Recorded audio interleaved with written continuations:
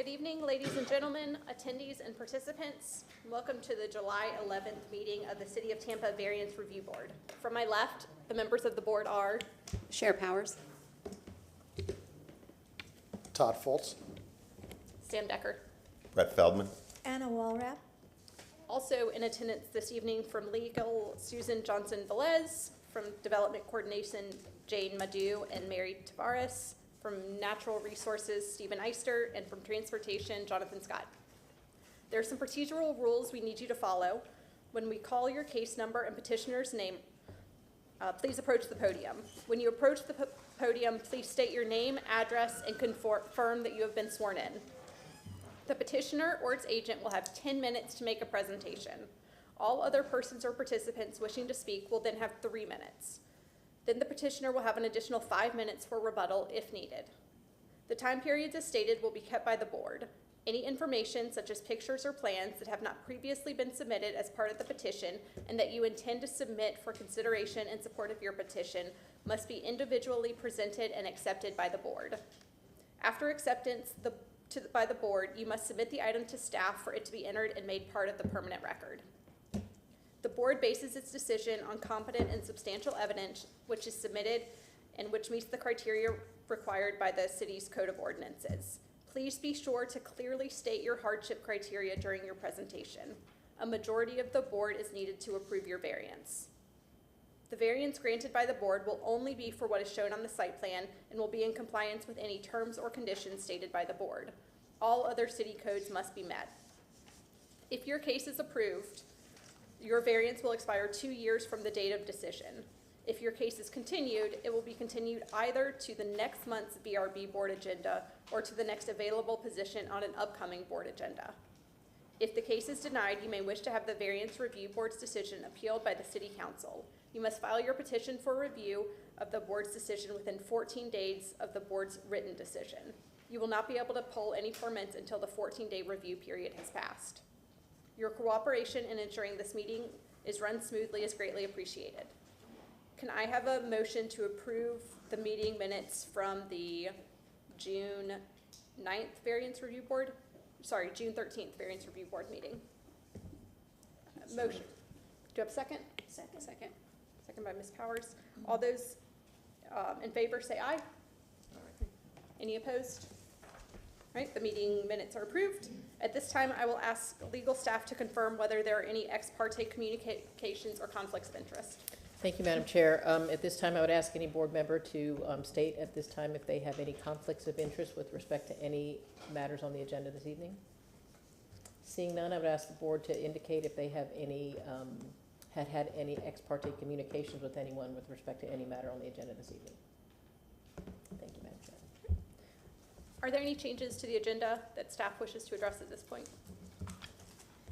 Yes, the board received an updated and an amended agenda earlier today, but we have one case, VRB 2346, that has to be continued to the August 8th VRB meeting, and legal will go into the details about that. Yes, Susan Johnson-Velez, Legal Department. So, and I have spoken to the applicants on this. City staff discovered this afternoon or yesterday that the fence, which is the subject of the application and upon which the applicants are seeking to place signage, is within a city water easement. And so they will need to apply to encroach into our easement with that fence, and I would recommend that the board continue this application for 60 days so that they will have time to do that before we proceed with the variance request. Okay, so the request is to the September 12th meeting? Yes. All right. Just out of an abundance of caution, I think that we should open it up for, well, I guess we should go ahead and conduct the swearing in first, and then we can address that agenda item. Okay. All right, anyone that could foreseeably speak tonight should stand to be sworn at this time. Please raise your right hand. Do you solemnly swear and or affirm that the testimony that you're about to give today is the truth and nothing but the truth? I do. All right. So at this time, Is there anyone in the audience that wishes to speak on the request to continue case VRB 2346 for property located at 11111 North 30th Street to the September 12th Variance Review Board meeting? All right. Seeing none, do I have a motion to continue that case? I'll make a motion. Okay. I move that the variance request for case VRB 23-46, located at 11111 North 30th Street, for a continuance with an encroachment of eaves and gutters to be continued to the September 12th public hearing at 5:30. All right, we have a motion. Second by Ms. Walrath. All those in favor say aye. Any opposed? Nope. All right, so that case will be continued to September 12th. Good evening and welcome to the July VRB public hearing. The first case before the board is VRB 2316. This is addressed at 4832 West Bay Villa Avenue. The property owner is David Beatty. This property is zoned RS60 residential single family. And the variance request is to park a boat that exceeds the length limit by 7 feet in the front yard. And the code section in reference, section 27-283.11A5B5, that has the height limitation on vehicles, crafts shall be 10 feet and the length limit being 26 feet, including all antennas and extensions, appurtenances, and trailers and extensions thereof. This property is an interior lot in the South Tampa Planning District. There's an active code case on this property. This is a survey that the applicant has provided showing us the subject property is a single family residence, and that's the driveway where he currently parks his boat. This was reviewed by right-of-way and found consistent, reviewed by natural resources and found consistent. Transportation had comments and provided a memo. The memo was attached to the staff report. This application received 1 letter of objection and 17 letters of support. These are pictures that the applicant provided showing us the existing condition of the property. You see the driveway leading to the front of the house on the right, and on the left you have the boat that is the subject of this variance request. And you see an aerial showing the property and the boat as it's parked in the front yard. In the determination of the variance request before you, the board shall consider section 27-80 as a criteria for the approval or denial of a variance request. If you have any questions, I'll be available. All right, is the applicant here? Yeah. Come on up. Please state your name, address, confirm that you've been sworn, and then you'll have 10 minutes for your presentation. My name is David Beatty. I have been sworn in. And your address. My address is 4832 West Bay Villa Avenue, Tampa, Florida, 33611.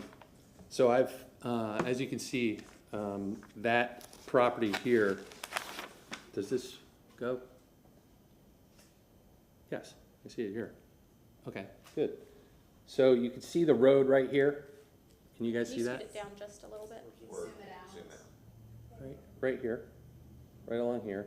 And so I pushed my boat back. I actually created this rock driveway here, just to avoid, you know, I have daughters, sons, and a significant other over here. So parking it can be a problem with the cars in particular.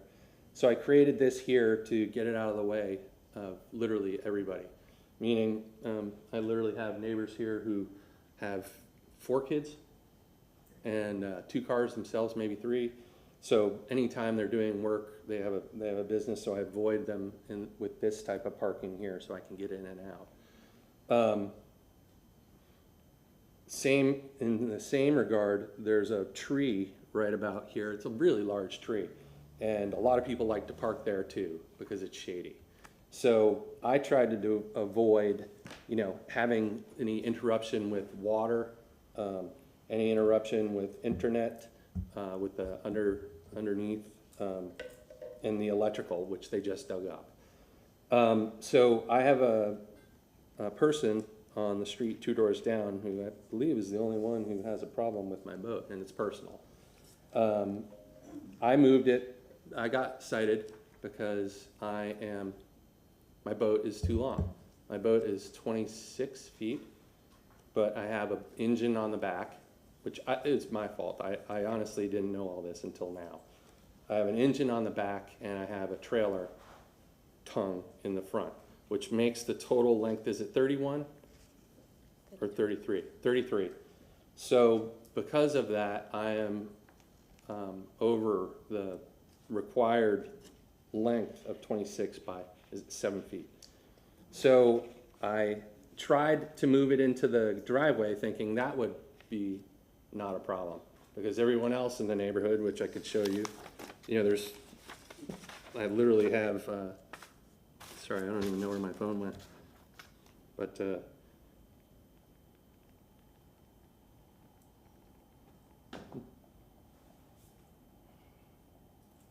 you have just moved in, right? A significant number of boats just moved in over the last, 2 weeks?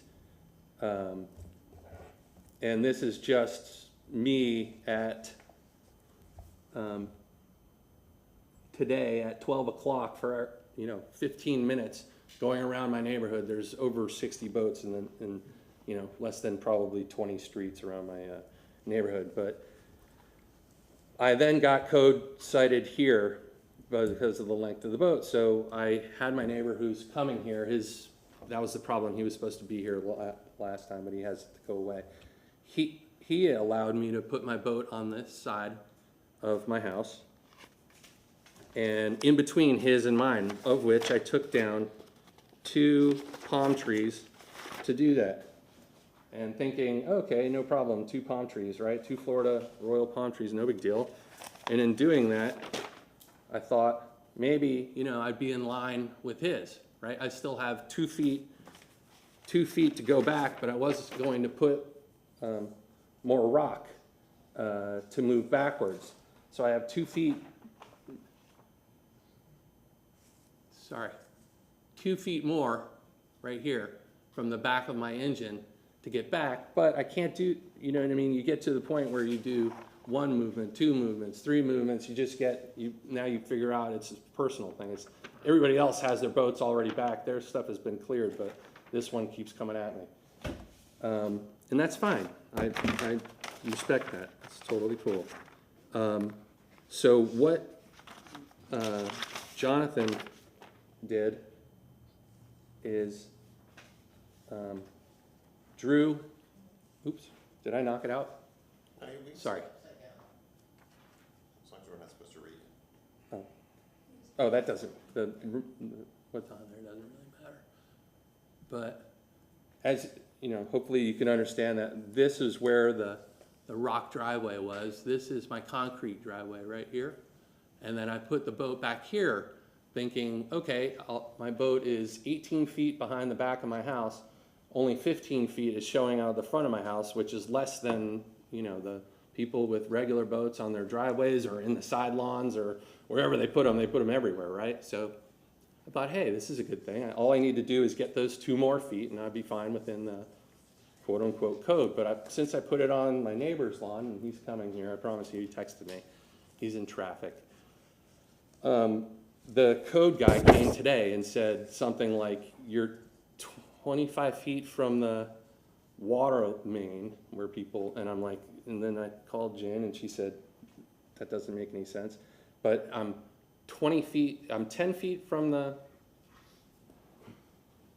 excuse me, I am 10 feet from the road, and then I'm also, with the 2 additional feet, I'll be 20 feet from the road. So I'll be on par with his boat, exactly. Oops. Right there. See his boat, where his trailer ends? And I'll be back to this spot right here with those 2 extra feet. So the city guy came over, he said he'd come visit me tomorrow. I don't know what that exactly meant, and I apologize, that's my fault. I don't know the answer to that. But, back to, so I am 100%,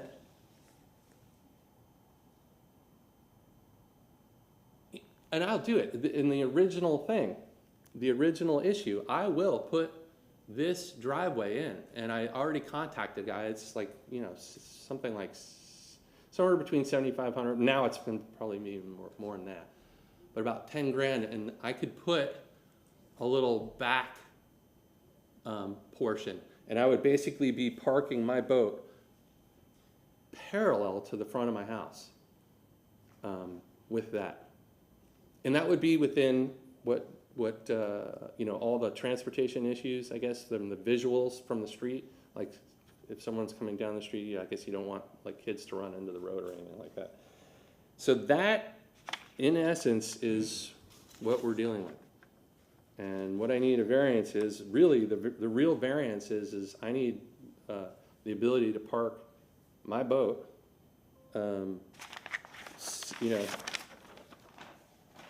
that boat,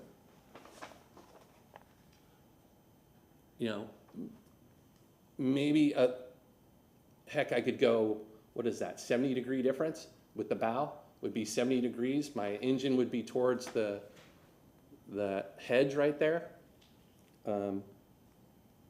The trailer ball would be about right here, and it wouldn't require me to take any trees down or anything. I would just have to move, I would have to put in an actual physical driveway. And my neighbor, TJ, said he's got a contract, he owns a construction company and he does that himself. He's down the street in Snapper Point. He also has my boat, one of my boats. That's, I think, the name of the game. I had a whole bunch of other stuff I'd like to say, but I'm good. Well, and so Hopefully my point is, we're going to give people in the audience a chance to speak, and then Okay. you'll have an opportunity for some rebuttal time. So for now, does that complete your presentation? as of now, yes. Thank you for your time. And is there anyone in the audience that wishes to speak for or against this application? All right, come on up.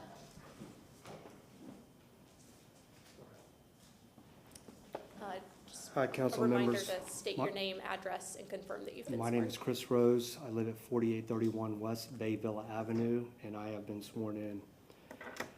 I wanted to come in front of you tonight on behalf of Dave Beatty. I barely know the guy. My wife and I, Melanie, we just moved there, I don't know, about 2 years ago, but we've been remodeling. And Dave brought up a great point, and we have 3 children. We have 6 cars. We break code all the time by parking on the street. So when I first met Dave, my concern was how we are being neighbors to the other neighbors. Because when my kids are home from college, we have no place for them to park except on the street. So my concern was that we were intruding on the other neighbors, especially if Dave is pulling out of his driveway or if he's pulling his boat out. So I was very conscious about that.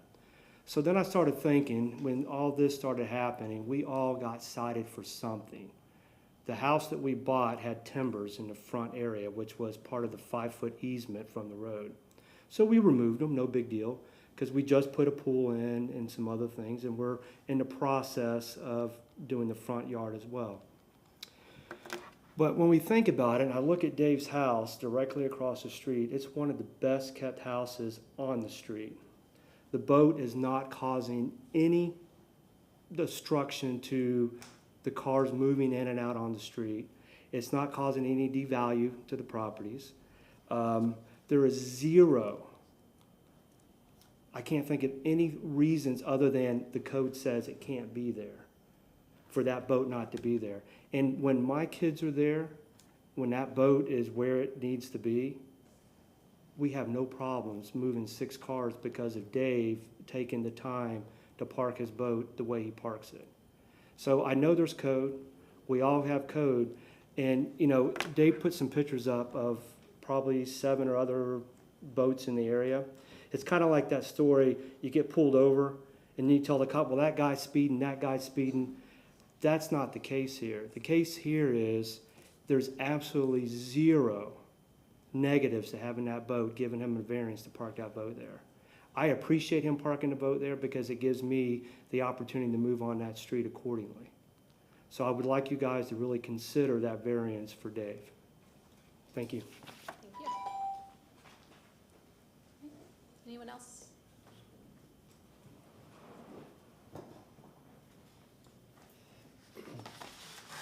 Good evening, Madam Chair and members of the Variance Review Board. My name is John Grandoff.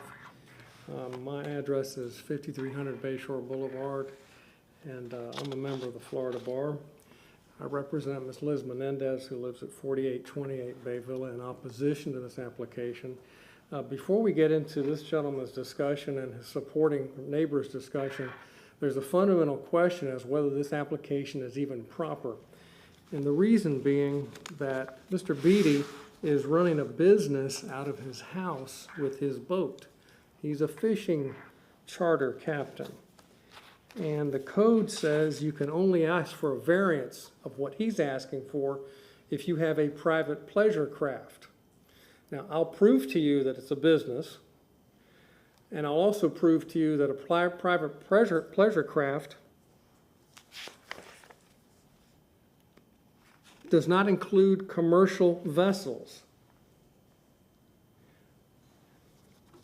So he doesn't even have standing to be here this evening. And there's no reason for you to deliberate the evidence, though very slim, that he's presented, because Mr. Beatty is running Shadow Point fishing charters out of his house. Here it is on Google Earth, and here it is also on Google Earth. Now, think for a moment if everyone that wants to run a fishing charter runs it out of their house and doesn't use a marina, what would this neighborhood look like?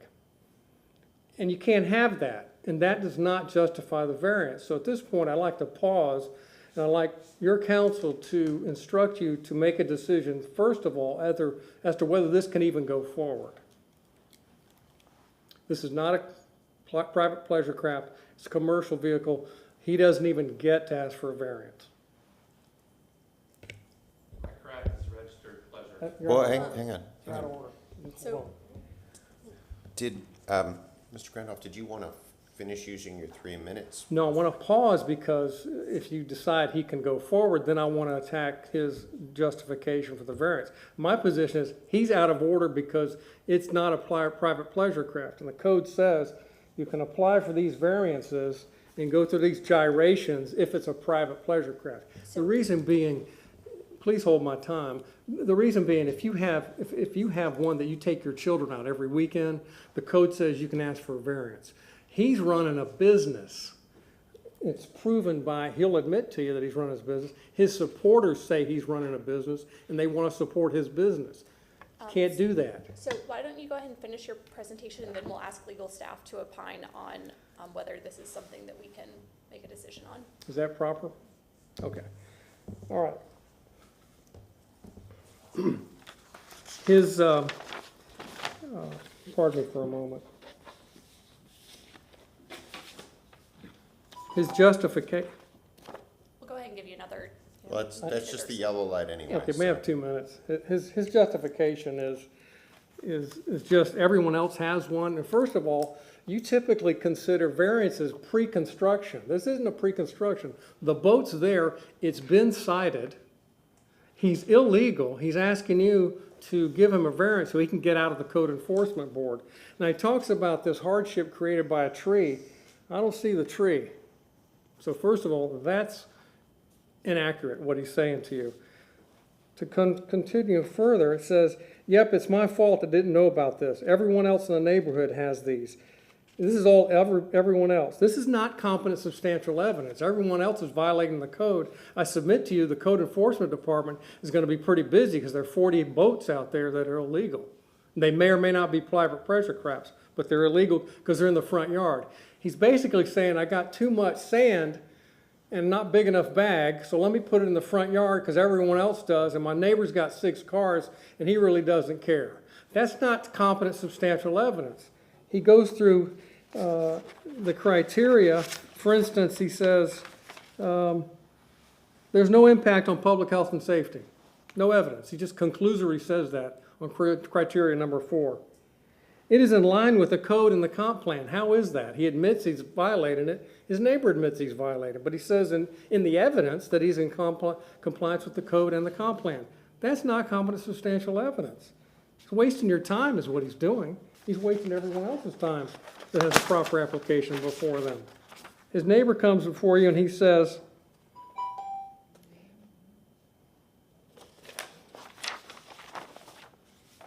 we all got cited for something. No reason other than the code says it can't be there. Wait a minute, so just because the code says it can't be there, we don't need to follow the code? He talks about this speeding analogy. Everyone else is speeding, so let me speed on Bay Shore. Everyone else has a code illegally, so let this guy be the 41st boat that's illegal. This is outrageous. I submit to you that there's nothing to do with a variance here. Number 1, it shouldn't be filed. It's out of order. Number 2, if you, by some stretch of the imagination, believe it can be considered tonight, there's absolutely nothing to justify it. There's no tree in the front yard, and I ask that it be denied. Thank you. If he puts further evidence into the record, I'd like to have the opportunity to rebut it. Thank you. Thank you. Is there anyone else in the audience that would like to speak on this application? Come on up. Just a reminder to state your name, address, and confirm that you have been sworn. Melanie Rose, 4831 West Bay Villa Avenue. There is a tree in the front yard. It's a And you've been big, sworn in? sworn in, yes. There is a big oak tree in the front yard, and it does cause a problem for everybody. Everybody likes to park there, so there is a tree there. And I got my ring, I can show, actually, I'll get it, hold on.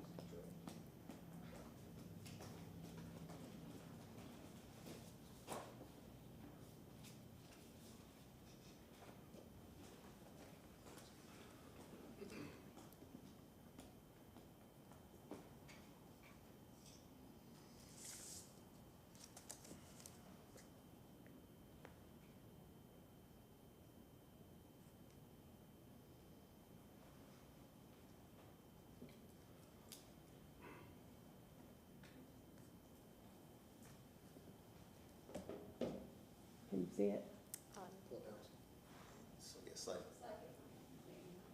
Okay. See that big tree right there?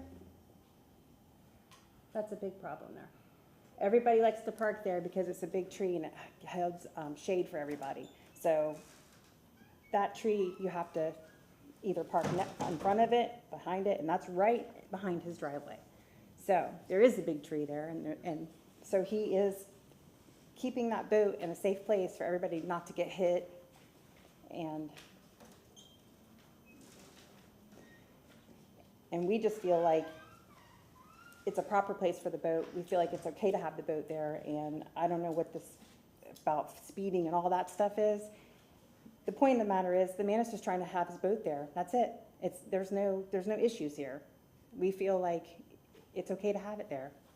Like, I don't know what the big sting is about it. Anyway, my 2 cents. There's a tree there. Thank you. All right. Anyone else in the audience that would like to speak on this application? Seeing none, I'm going to close the public hearing and open up for, I'm not going to close the public hearing. I'm going to turn it over to the board for questions.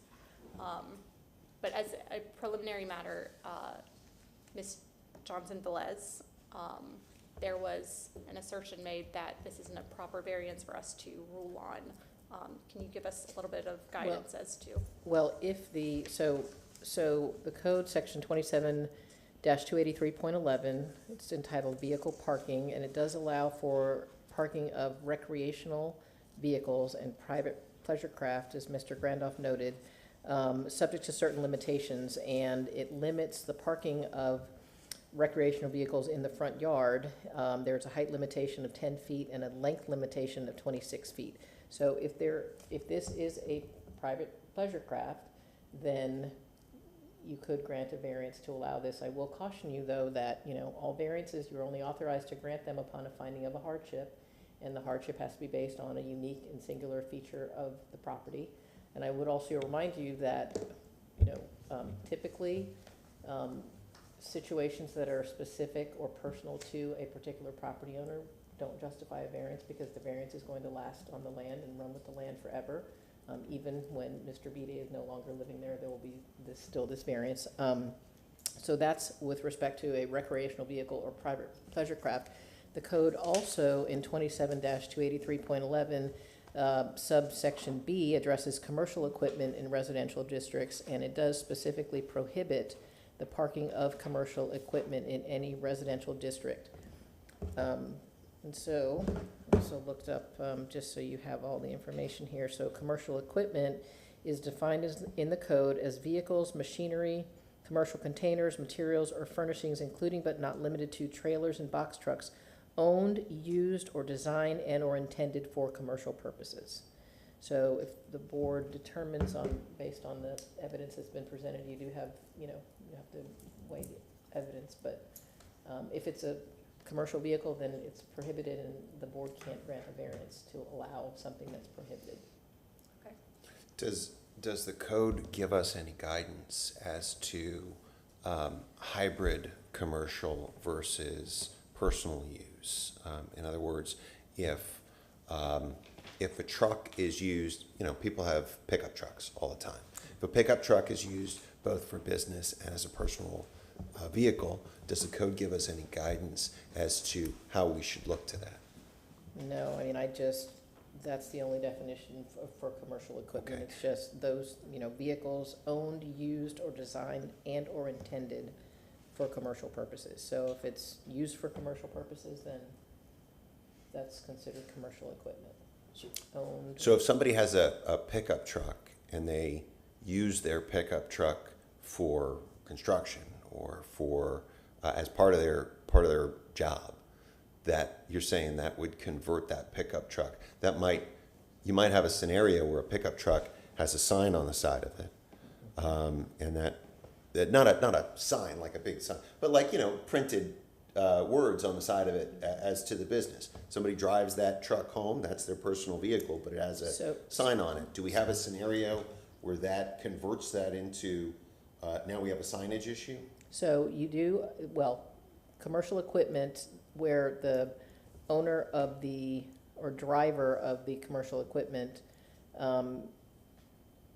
lives at the property. Yeah. It can't exceed 9 feet by 22 feet. So Okay. even in that situation. All right, this so there is, particular that's vehicle, very yes, helpful. So there is exists. some guidance. Correct. What about, Mr. Grandoff showed us a Google Maps, it looked like, indicating that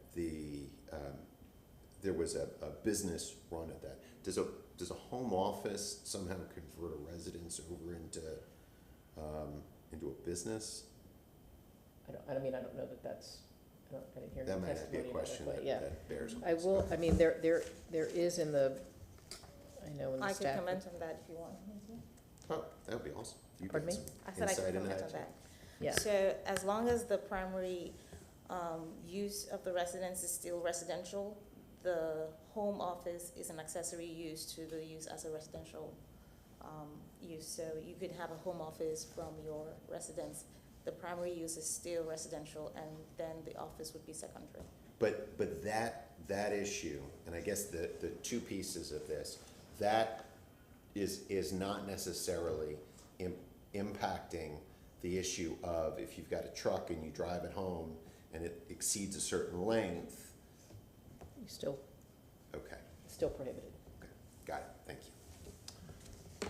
So I have a question about the variance would be based upon any boat, not a specific boat, correct? He's not asking for a variance for this specific boat, he's asking to be able to park a boat A longer. boat that exceeds, Right, assuming it's private pleasure craft. I agree, it's and that, but I think that the determination of private pleasure craft versus, that's for someone else to decide, not for us. Whether he's Well, parking there, that's. you No, cannot we grant have- a we variance have for to a decide commercial that, yeah. equipment. Well, but, so we're granting on a specific boat? Well, but, so your question is an So we could say excellent one, private. because as to the guidance that was just provided about it running with the land, I think that brings up a question I think you're asking, and it's certainly a question I have, which is, if this boat sinks tomorrow, and hypothetically, we've granted the variance, he can go out and replace it with a same size boat. or even a bigger one, Yes, as long if as it doesn't exceed 7 feet past whatever it's asking. Well, it couldn't into be the front bigger. yard. But if you could back it up further, for Okay, example. right, But okay. the variance is for the land, not for the boat. It could be any. Correct. But generally, we have these things, I'm sorry. No, go ahead. Generally, we have a site plan, right? And we grant whatever variance it is, which is tied to the site plan. How does that work in a scenario where we've got a hypothetical recreational vehicle? Right, they don't, I mean. Well, in a similar vein, let's assume that we have conclusively determined that this is a pleasure craft. Then he sells the property to someone who has a commercial vehicle. The variance still runs with the land, although I suppose it just wouldn't apply to the commercial vehicle. Yeah. That'd be hard to prove, but theoretically, But I mean, I think it would be up to the city to determine. I guess ultimately the question is, you said that we can't, that a variance doesn't benefit a commercial vehicle. Is it our decision as to whether this is a commercial vehicle or a private vehicle? Let's say that we make the determination that it's a private vehicle, we want to grant the variance, and then the city determines that it's a commercial vehicle. Well, I think you can only grant the variance if you determine that it's a Okay. private Okay. pleasure craft, because otherwise you're not Okay, fair. yeah, So you we have can't to grant ask a the variance Yeah. for something that's prohibited in the code. Okay. And we're not being asked to grant it. Okay. I did just want to add too, because I was making notes as the presentations were being made, besides the unique and singular nature of it, the pictures of the other properties, I know most of you are aware that, you have to look at this specific piece of land and the situation and circumstances on this particular, regardless of what might be happening on other, parcels in the neighborhood, because we don't know the situations with those, they may all be in violation, I would caution you not to, Well- that's not competent substantial evidence to support the variance. That's an excellent directive. Does it not, and maybe it's the specific code in question. I was thinking of this like we often see with carports, right? Where you will have a neighbor, we'll have people come out and say, look at all the carports on my street. It is consistent with the neighborhood. That's how I was hearing that testimony. Does this particular code include that same, is it consistent with the neighborhood question? well, we don't know that those others are in violation. They may be shorter. We have, They may be I have far- questions about that. When we talk about that, I need to Okay. know where those pictures are. I need to know. But it's not It's relevant. not because That's my relevant. question. It's whether or not the circumstances on this piece of property demonstrate a hardship. So whether it's Right. consistent with the neighborhood or not it doesn't implicate this particular It's code not question. germane to this case. Generally not germane. That's why I needed to know. Thank you. Okay. Okay, so before we move on to questions of the applicant and some of the people who spoke on the application, I have a quick question for Ms. Madhu. Can you just remind us what exactly the request is? So the request on our agenda is to park a boat that exceeds the length by 7 feet in the front yard. What is that 7 feet measured from? So the 7 feet, sorry, that was off. The 7 feet measures the boat, the engine, and the trailer. So this is, measurements is specific to this boat and the attachments to this boat, because once you add all of that, it exceeds the 26 feet by 7 feet. So the request is specific to the fact that this is more than the length limit, it exceeds the length limit by 7 feet. So he's requesting to park a boat that exceeds that limit by 7 feet in the front yard. Okay, so sometimes we see like parking an RV and it is in relation to where the house is, but that's not the case here. It's just any boat that exceeds 26 feet would need a variance. Correct. Okay, that's helpful. That's excellent clarification. Thank you. I have another question. Are you allowed to park a larger boat in the backyard? Yes. Yes, these relate to, it says no, you can't park in the front yard unless you meet these height and length limitations. Okay, and what about like a side, like at what point, when does a side yard become a front yard or? where does the front yard begin, I suppose? The front yard begins at the front property line, and it terminates 25 feet after the front property line. Okay. So, and I can just read you the code. So if a recreational vehicle or craft is parked or stored outside of an enclosed garage, it can be parked in any rear, side, or corner yard. However, no more than 1/3 of the recreation vehicle or craft shall extend past the front facade of the house, Okay. excluding the porch. So you can only have 1/3 of it, even if you park it in the side yard. Does it give a maximum length on what that would be? So if you had a 100-foot boat, you could stick it out 33 feet on the boat? I mean, that sounds silly, but.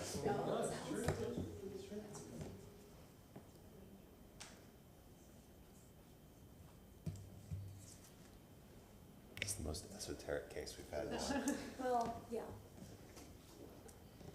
So do we move on from here? Well, I have a bunch of questions for some of the folks that spoke. Maybe while Ms. Johnson Velez is looking that up, we can ask some of those questions. Makes sense. I want to understand what the hardship is here. Well, that's one of my questions. So, As you can get. Applicant? Mr. Beatty, if you wouldn't mind coming on up, I have a couple of questions for you. The person who I was parking in between the house, the third option, is here. He made it here. Okay. But go ahead. You had questions. I apologize. Maybe you close the public hearing. Well, we didn't, because we're still asking questions. So we didn't close the public hearing. We passed the time Okay.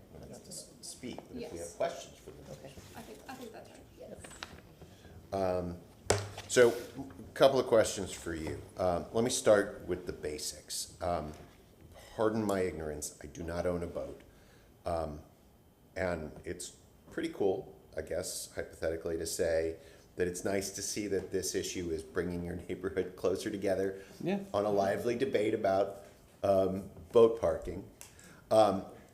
I'm having trouble because I don't own a boat to understand. I get that your neighborhood has a lot of boats, but why not park it at a dock? It's a big boat. Why not dock it somewhere or berth it in a place that stores boats? Great question. It's an excellent question. 20 years ago, when I purchased that vessel, I tried. And the first place they put, this is just crazy, and anybody who does own a boat, this is very interesting information, but at night, when all the workers are doing whatever the workers are doing and leaving, they pull their trucks up to the gas dock and fill up their trucks. And then also those people do drugs, of which I do not do drugs. So those two things, when my kids are around, I'm not okay with that at all. So that was the first time I tried it. The second time I tried it, and this is the city of St. Pete at that point, they have 1.5 feet of water, and it's not a public thing. I had to sign something. I'm probably not even supposed to say it, but this is 20 years later, pretty much. And they have a problem down there in their city municipal dock, and it was a high and dry thing. And they put water into my gas tank on a consistent basis. And, for months I was spending money trying to get the water out of my gas tank. Every time I'd get up on plane, it'd come back off a plane. I'd be like, what the heck? There's water in there. Why is there water in there? And this is why. So they fixed it. They signed a thing. I signed a thing. I'm not probably supposed to be talking about it, but here we are. So you've had so some, at that point, okay, so you've had some bad experiences. very bad. With at least 2 bad experiences I tried berthing your boat in a 20 yard. years ago, though? This was 15 to 17 years ago, of it up to, 17 years prior to the day. So after that, I bought a house and I got a divorce and I put it in the driveway. I had no problems with the neighbors. Neighbor, I should say. Well, how long has it been parked in this 5 years. house's front yard? 5+ years. Okay. And then,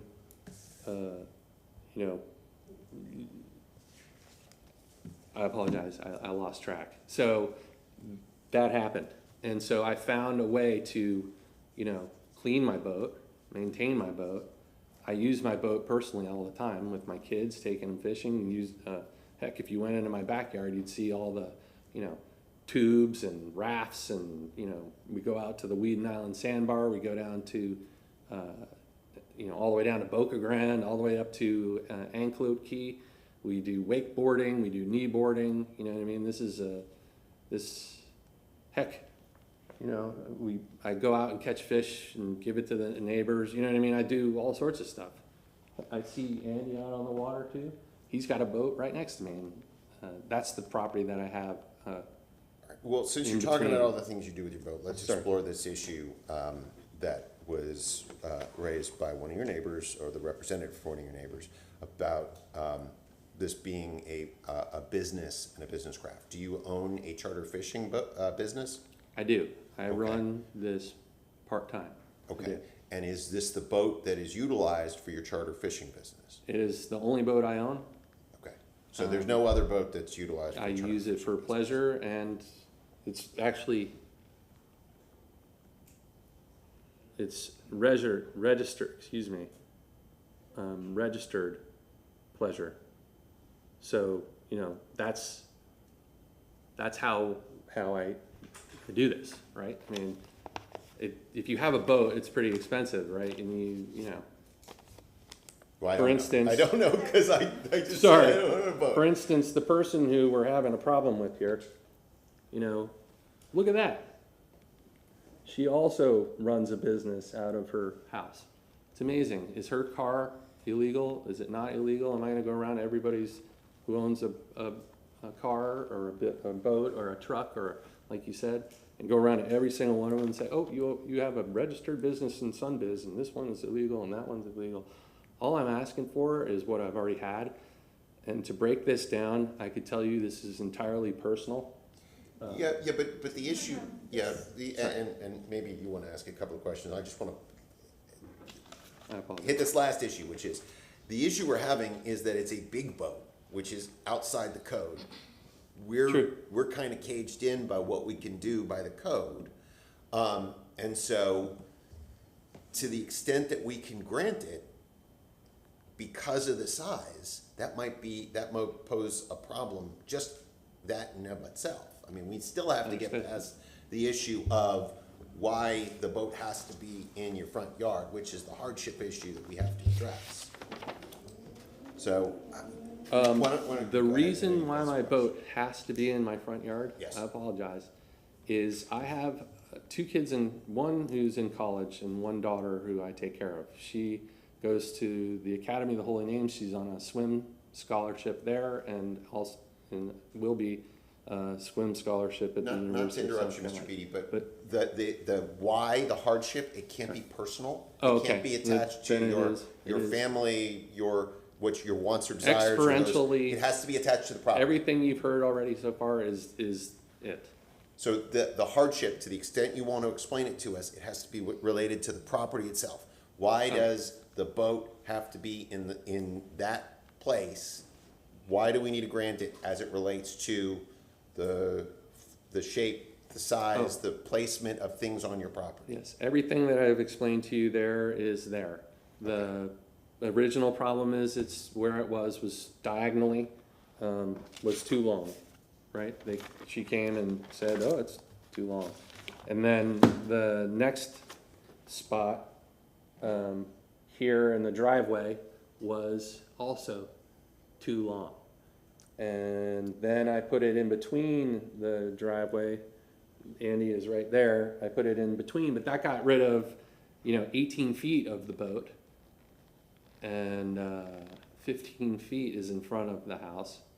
So that's where you were asking, can you have a 100-foot boat? And, as long as, 30 feet of it is showing, you'd be out on the street, right? I'm attempting.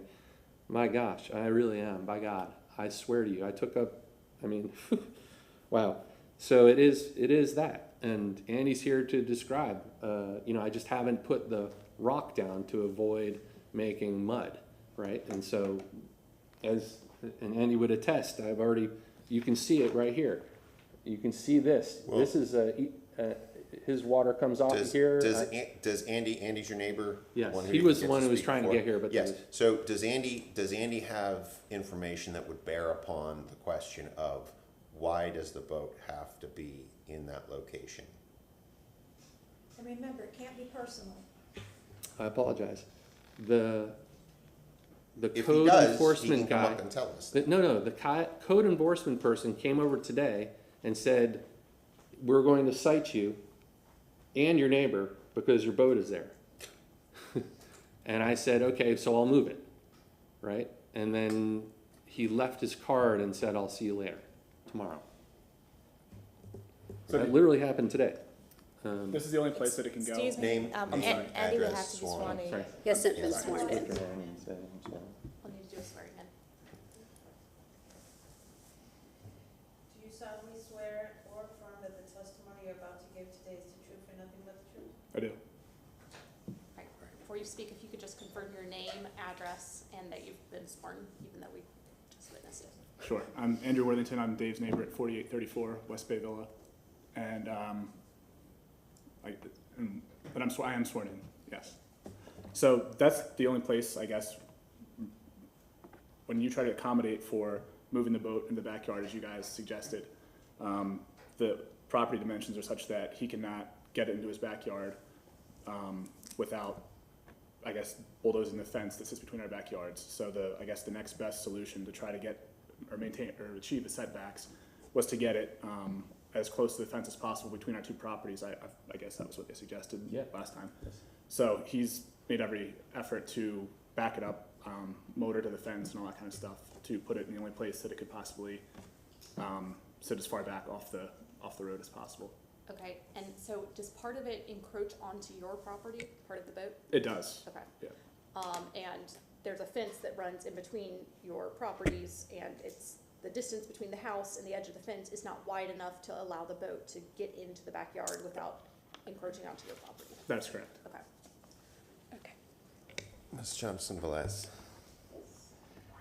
how can we grant, hypothetically, if they were to park the boat in this location, if it were to stay there, half on, half off the property, is it possible to grant a variance where I don't know what the situation is with this, I don't know how much. we don't have a survey to tell us that? Well, I don't believe we have a survey, Jane. I have a survey. We have a survey of Mr. Beatty's property, but we do not have a survey of his neighbor's property, so I'm not sure about how much that would be encroaching. Do you know how Sorry, wide your boat I'm sorry. is? Besides the length of the boat and the height of the boat, there are limitations on how much of it can protrude past the front True. facade. And, I mean, there's a lot of kind of moving parts here if we're gonna start talking about different locations. You know, the application was for the boat. Yeah, exactly. In I the think I front just heard the yard. hardship, is he can't get to his backyard, is that? Well, but Which is why Jonathan, sorry. I apologize. No, you wanted to answer. Oh, Go ahead. yeah, this is why Jonathan, is that upside down? Yeah. It is. Again? It's okay. Drew this where I would back my boat up and park the engine right here. And it would be right there. So there is no, they mentioned there's no trees. There is a tree in my front yard, but it wouldn't hurt that tree, and nor would I be in the tree across the street. I wouldn't have to worry about that either. It would work. It would be great. All right, so, Ms. Madhu, if you were to install this circular driveway, would a variance still be required? Yes, because the boat by itself is 26 feet, but with the Okay. trailer and the engine, it exceeds the limit. So because he's more than the 26 feet, he would still need a variance to park in the front. But because he's following transportation, I guess we'll be more open to that option. Transportation would have no objection to, Jonathan Scott, Transportation. I think the way the code states, though, he has to have it on the side. So like, I think there's a couple issues. I'm listening to everybody talk, you know, he's got the problem with the boat being too long, but also that, I guess he's got open issues with code enforcement still making interpretation what he's not or not in compliance with, but the more I think about it, you know, the variance that he's asking for right now may not even make sense based on the fact that he goes over the property line, so in this sense, it's two properties. So it's kind of, I don't know if any decision can be made tonight based on all these matters. You know, I would say to either move this along or continue it to maybe next time or something. There's too many open issues and things to be discussed, in my opinion. Is this an option? But I think the way the code states that you're gonna have to be on the side, you can't have it parked on the front. The more I thought we had eliminated that option, that's why you moved to the side. But, No, it would still be, this would still be the limitation of over 26 feet, which is the 7 foot over. This would avoid the transportation problem. If I may, the recommendation to move the boat to the side was to see if he could eliminate the need for a variance. Right. And so he decided to see if it was possible to get an easement on his neighbor's property in order to pack the boat to the side. However, it does seem like that still is a problem with code enforcement. And so he's Right. reverting back to the original variance request, which is to park the boat in the front. True. Okay. it's well said. Yes, thank you. Wasn't there an issue that you couldn't fit it like that, though? No, I can do that. Okay. Yeah. I thought there was some issue that, yeah, I guess in that aspect, if he did have the circular driveway, then he could meet that if he got the variance. But there's still these other pending code enforcement issues. We're not sure what other issues those might be. Those popped But, up when I was trying to park here. Park here on the side in between Andy's house and my house. Well- That's where, I don't know what those problems are exactly, but he was mentioning, someone said 25 feet somewhere? Someone said 25 feet about something from the property line or something like that. That's And the then the size of third the front above, No, there's actually, the How, third, how many feet would you have to remove that fence that keeps you from being able to back up enough to be? it would be moved 5 feet, maybe. There's two fences there. One of them is the fence that is basically, Where keeps it's our parallel to backyards the from our street. front yard or side yard, whatever it is. Then there's a fence between that fence that is perpendicular to it that sort of bisects that. So there's two fences. Yes. Correct. So it affects your yard as well. If the fence would have to be removed to get the boat in the back, then yeah, it would affect both our yards. Okay, are there any other questions from the board? so- I did just want to, yeah. and I apologize, I wish I had brought you all this code section because there are a lot of moving parts. So I'm. There really is. So I'm looking at, what the code says exactly is with respect to parking of a recreational vehicle or pleasure craft is that if it is not possible to park it, due to the existence of a tree or other natural feature or existing structural or mechanical equipment as shown on a sealed survey, then you may park it in the front yard subject to the following limitations, and that's where the height and length limitations are. So it has to be not possible to park it due to a natural feature. Or structural, or Natural existing feature or structural? structural or mechanical equipment as shown on a sealed survey. I don't know if we have a sealed survey that shows, Jane, do we, He did provide a survey which was used Is that in our packet, Ms. Madhu? I don't know if it was signed and sealed, but it is a survey. It does appear to be sealed. I would just, Oh, we do have these pictures, don't we? Just give it to them. That's useful. it is signed and sealed. I guess I would ask one more time. Sorry, I'd ask one more time. Mr. Beatty, what are you presenting to us as your hardship for this request? The inability, because I have a fence here, oops, sorry, I have a fence that I can't move my boat backwards, and there's equipment behind that. I can move it a foot.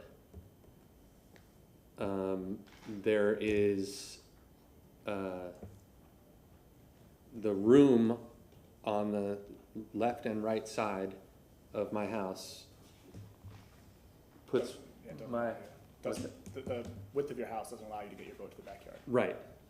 And so it, by default, puts my tire on his land. And then, I think those are the only two. But no matter where you put it, it's still gonna exceed the 26 feet max that is allowed in residential. Right. That is what I'm looking for, a variance to exceed 26 feet. All right, thank you. Any other questions from the board? All right, then, Mr. Beatty, you have 5 minutes for rebuttal. Me? Should you need to use it? Yes. I don't know. I think we've talked about it all.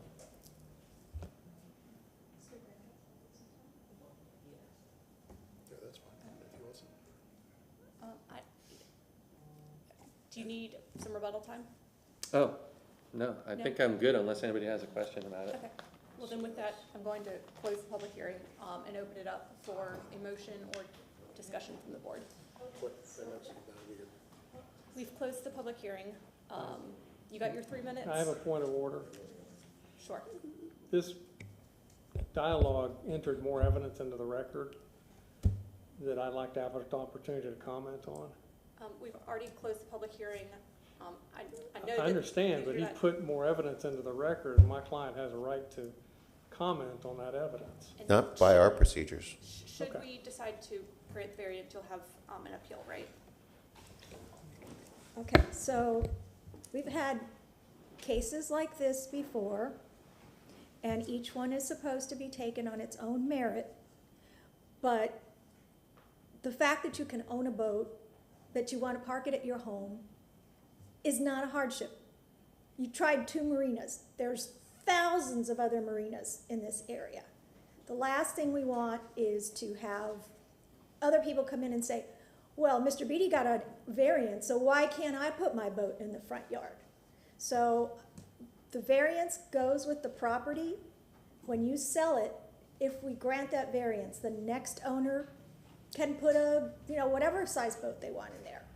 And I for one cannot support this. This is not a hardship. If you wanted a boat that big, you might need to buy a bigger house or maybe a smaller boat. But granting a variance just because you want to park something there it doesn't go along with the intent of what we do here at Variance Review Board. And that is to look at each case and see if there's a hardship and what we can do to alleviate it if that's the case. And if your other neighbors have boats in the yards, they're breaking the law too. So good luck if the official starts looking in those areas. But I cannot support this. I'm sorry, but I've heard so much stuff today that as far as I was concerned was not germane to the case. And what it just comes down to is, why is parking your boat in your yard a right? It's not. So, I think it's obvious from the discussion that we've had that this is a tricky one, right? I mean, listen, it really sucks that your boat is seemingly only a little bit too big for what's permitted by the code. What this variance before us is asking is to allow someone to park a 33-foot boat in their front yard. So I am also not inclined to support the variance. However, I would be and my understanding is that if you significantly change the variance, you can come back before us. So for example, let's say that you entered into some sort of arrangement with your neighbor where you could park the boat in your side yard and you needed a variance to go over the 1/3 percentage of boat that's allowed to encroach into the front yard. That's something that I would be a little bit more inclined to support, but just granting, the variance that's before us, which is a request to park a 33-foot boat in the front yard, I just didn't hear the hardship that I think warrants granting of this variance at this time. Anybody else? Ready for a motion?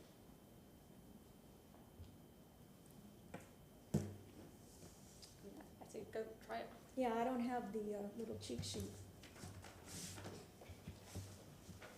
Oh, thank you. Okay, so I move to deny VRB 23-16 for the property located at 4832 West Bay Villa Avenue, as depicted on the site plan, presented at the public hearing, for a request to allow a boat that exceeds the limit by 7 feet. The conditions that would allow us to grant this have not been met. That said, is there anything else that you need? The hardship criteria has not been met. All right, we've got a motion. Do we have a second? I'll second it. Second. All those in favor of denying the variance, say aye. Aye. All those opposed? Right, your variance is denied, 3-2. You have 10 days to appeal to city council. Cool, thank you.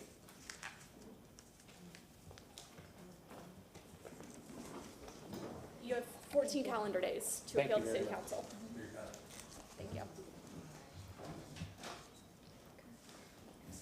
All right, next variance is 23 The next case before the board is VRB 2339. This is addressed at 8030 North Newport Avenue. The property owner is CJR Investment Corporation. This property is zoned RS50 residential single family. The variance request is to remove a grand tree for a new single family residence. The code section in reference is section 27-284.2.5 that has the requirements for to approve the removal of a grand tree. This is an interior lot in the USF Institutional Planning District. This has open associated records for a final plat, a preliminary plat, and a formal decision was issued to split the lots.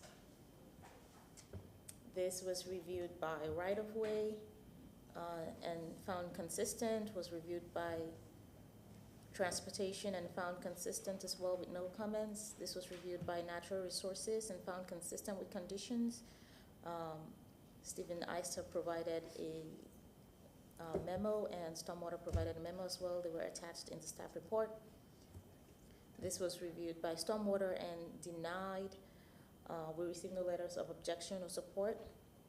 This is the proposed site plan that the applicant provided, and the subject property is lot 5. This is the proposed dwelling. And this tree right here towards the south end is the tree in question that is the subject of this variance request.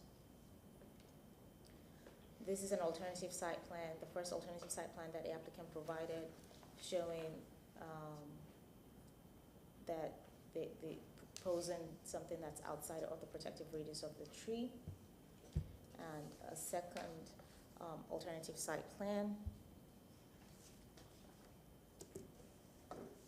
The applicant provided some pictures that showed the existing conditions on the site, and I'll be passing them out to the board at this time. 39.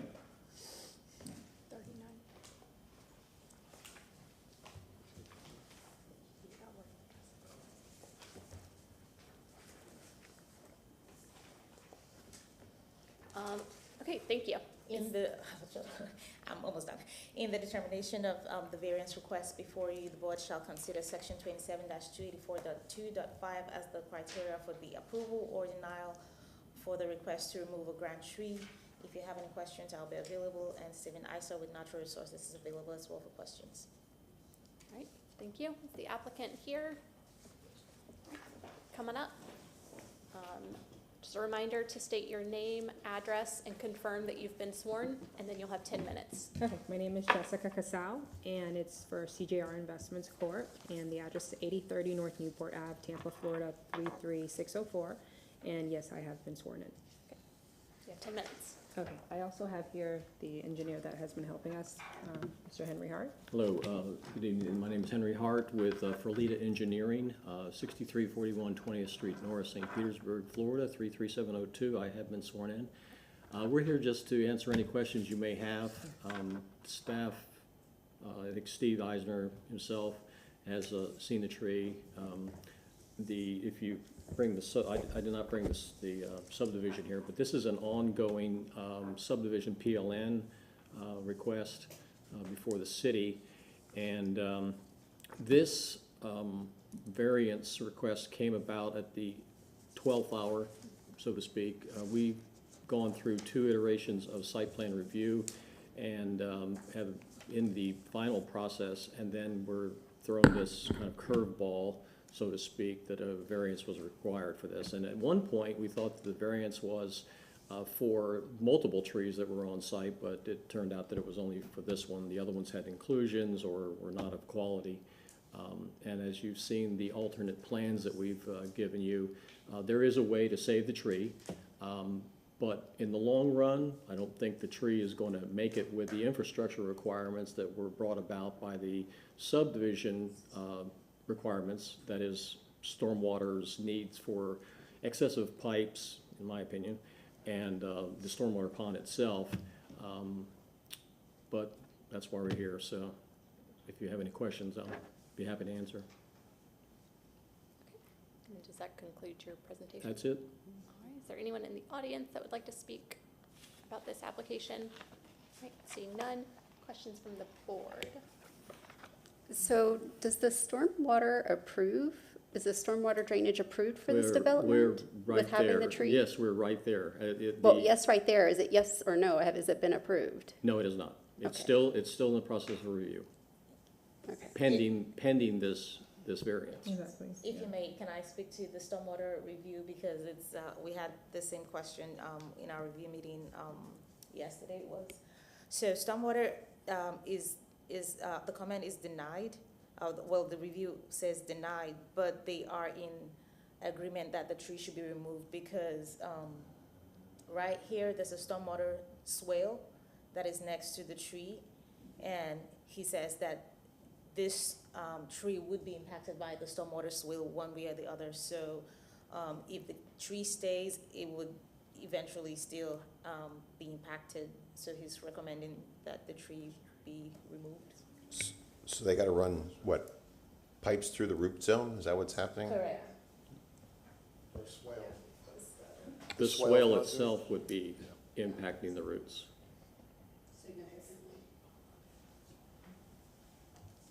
Okay. And maybe Stephen Ister can. I think that's what's just about to happen. Hello, Stephen Ister with City of Tampa Natural Resources. I've been sworn in. If you look back through the reconfigurations they submitted, the first one is what is proposed now. Can we bring those up real quick, Jane? The alternative plans? Yeah, we'll start with the proposed, and then we'll kind of run through them and look at the differences. So if you look at the proposed plan, the grand tree sits right on about the 20-foot setback in the rear yard. These are 55 by 100 lots, so they're your standard kind of lot. And then you see the swales on both sides. The other thing is too with this property, the new finished floor elevation is 26. I think currently it's 25 to 23 in some places. So there's gonna be about 1 foot to 2 foot of fill coming in on site. And then kind of the third factor that's what I put as consistent is it's a mature laurel oak, which does not handle construction stress well. If it was a live oak, we might have a different situation. But it's already at 38 inches, I believe, and that's about the max they get. So with the swale, the construction of a new house, even if you go to the 2-story house option, that I think was option 3, what you're gonna end up with is still the swales, and they may have to increase their stormwater even more than what's proposed here. And that's kind of what we met with Charlie on. But you can see the swale goes in about 8 feet into the protective radius. And it's a lot, I think, if, even with the alternative construction, you're still gonna be putting a lot of fill and changing grades all within the structure of this mature tree. Do we know how old? So on average, in an urban environment, they'll live 50 to 60 years. They reach maturity at about 35 to 40. So this one's probably in that 35 to 40 range. So it's almost the end of its Right, and then standard once life you do anyway. construction, you're gonna cut that a lot of times even more so. Will they be required to replace it? They will. They will have all regular mitigation will still apply. When you guys grant the variance, that's part of it. The mitigation for the tree is built into the subdivision plan, and they'll have to replant this subdivision. Is that mitigation, do they have the option to buy it out, or does it have to be on site? So what we'll do is when it goes through the review process, they'll place as many trees on site as we feel can go on site, and then the rest can be put into the tree mitigation fund. Is that a plan that the city approves or has reviewed? Yeah, so this will come in, they'll have their minimum lot trees that are required, and then any additional trees. Like if they have a lot of space in the rear yard, we'll be like, okay, you guys can actually fit 2 trees in the rear yard, not just 1, and then 1 in the front. So the trees actually have ample space, so we don't get a lot of overplantings, so we kind of regulate that.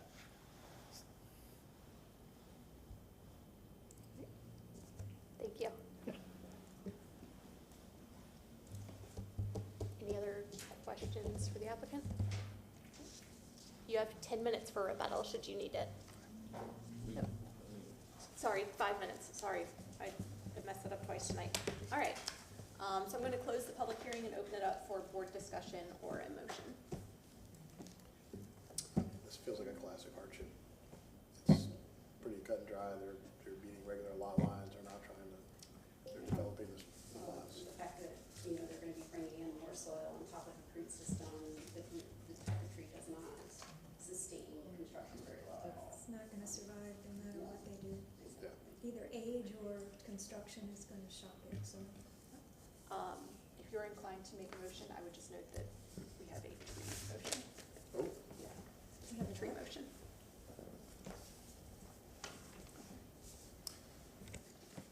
All right, I'll go ahead and make a motion.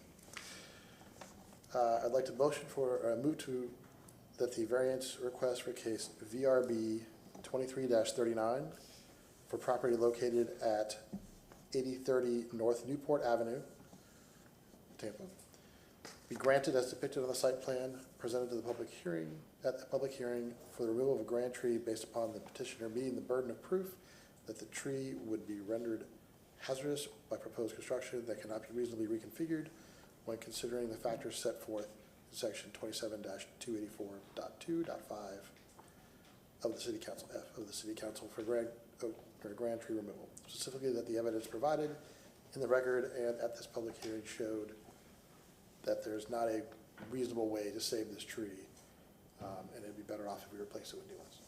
All right, we have a motion. Second by Ms. Walrath. All those in favor say aye. Any opposed? All right, variance is granted. Thank you. 5-0. Ms. Madhu, I see that the applicant for VRB 23-25 has asked for a continuance. Do we need to make a motion? I did forget that at the beginning of the meeting. Yes, we need to make a motion to continue VRB 2325 to the August VRB public meeting. To the August 8th meeting. Just again, out of an abundance of caution, I'm going to ask if anyone in the audience would like to speak on the proposed continuance. All right, seeing none. Ms. Powers, do you want to make the motion?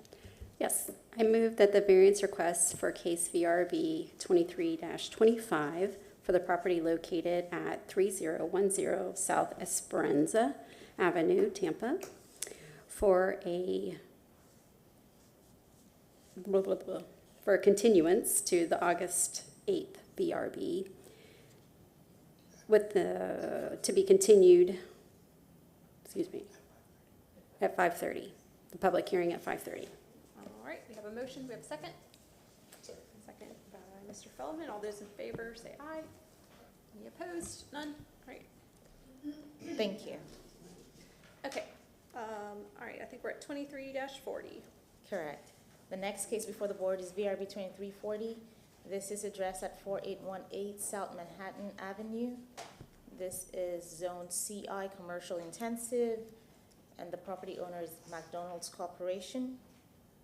And the variance request is to allow a wall sign on a lot without building frontage along Gandhi Boulevard. And this is for a wall sign, a building sign. The code section in reference is section 27-289.3B6.A.1 that states that one building sign shall be permitted for each single occupancy parcel having street frontage. Corner parcels or double frontage parcels shall be allowed one sign per street frontage. And section 27-289.3B6B1 that states that the maximum allowable sign surface area for each building sign shall be 1 1/4 square feet per linear foot of building frontage abutting a public street. This is the subject property. It is an interior lot in the South Tampa Planning District. It is an L-shaped lot with frontage along the main axis being off of South Manhattan Avenue and access off of Gandhi Boulevard as well. This was reviewed by zoning and found inconsistent with the following comments. Per section 27-289.3B6A1, the building sign shall be permitted for each single occupancy parcel having street frontage. Corner parcels or double frontage parcels shall be allowed one sign per street frontage.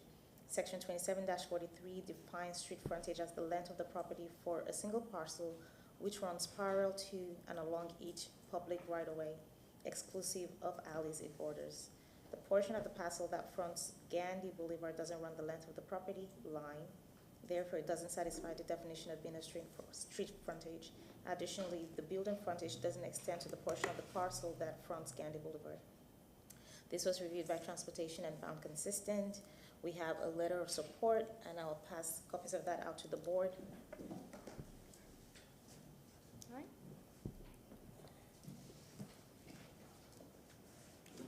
These are the signs that are being proposed by the applicant for this variance request.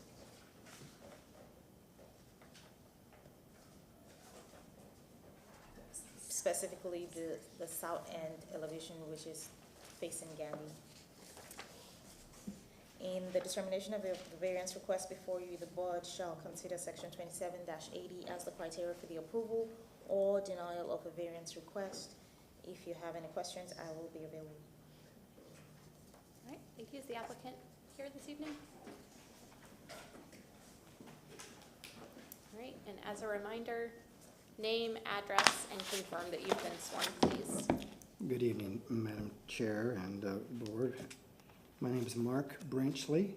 My address is 3790 Beacon Ridge Way, Claremont, Florida, and I have been All right, you have 10 minutes. sworn in. Jane, would you please read the definition again of street frontage? Because I think you didn't complete the reading. Sure.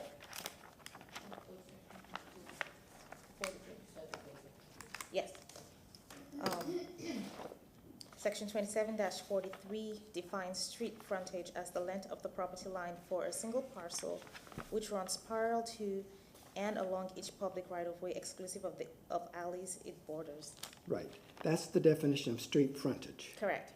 It's not a building fronting a street. It is the definition of street frontage.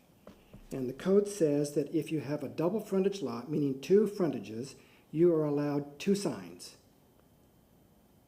on each of those street frontages. This application has been denied that privilege that the ordinance has been granted. In December 2nd, I applied to the city for a design exception to clarify what are some issues with regard to this sign on this location. It is replacing a sign that was there. And I'll show you these photographs. So you can see that this is a bird's eye view showing the old cladded McDonald's, Manhattan Avenue, Gandy Boulevard, and the raised Gandy overpass. Here is the access to the property. The street frontage here is 90-something feet, and the street frontage here is about the same. This shows the building prior to the renovation. Here is a close-up showing the signs front and south. That sign on the south of the building has been there since 2005. It was approved. It's a permitted sign. The administrator says that that was given in error. He was not the zoning administrator then. Gloria Moretta was the zoning administrator at that point. That was determined by her to be a conforming sign. That's why the permit was issued. Now, because they have removed all of the signs to totally reface the building on all four sides, of course, all the signs, the mansard roof came off, and so they're anxious to have a sign on the, also, here, just to reinforce, here's the south wall prior to renovation, showing the sign, showing the main entrance to the sign, or main entrance to the building is right here. That's critical for you to understand where the main entrance of the building is. That is considered the primary facade. And I brought this up at the design exception, but it was disregarded. In fact, Mr. Cotton refused to give me a denial letter for this, the denial of this special exception. So I couldn't take the appeal to the city council.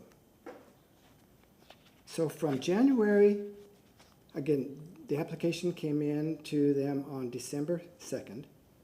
I got the first denial from them January, the middle of January. I asked Joel Souza time and time again for a denial letter, and let me read you his comment on January 30th.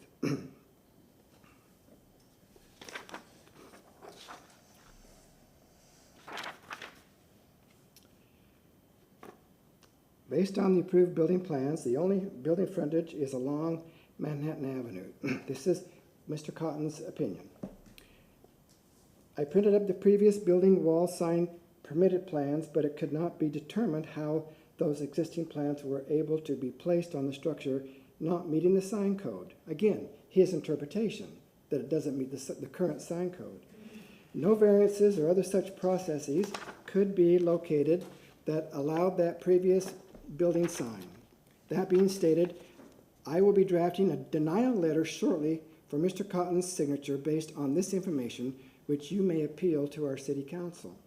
There are 14 days for an applicant to appeal a decision to this, a design exception, not a variance, but a design exception to the city council.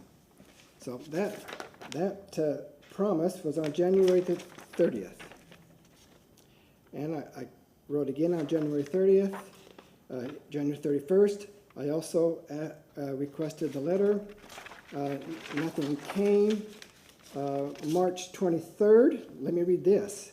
I am planning to appeal the verbal disapproval of DE1 to the City Council, but I have not received Eric's official letter of denial yet. Again, March 23rd, 45 days after they said this is denied. I am planning to specifically challenge Eric's interpretation of front building facade, also the street frontage, Eric's refusal to consider the McDonald's building sign proposed on the south of a double frontage lot pursuant to section 27-289, 8.A.1 dash little I, which allows one building sign for each single occupancy parcel having street frontage. Corner parcels and double frontage lots shall be allowed one sign, that's a building sign, per street frontage. I still have not received a denial letter.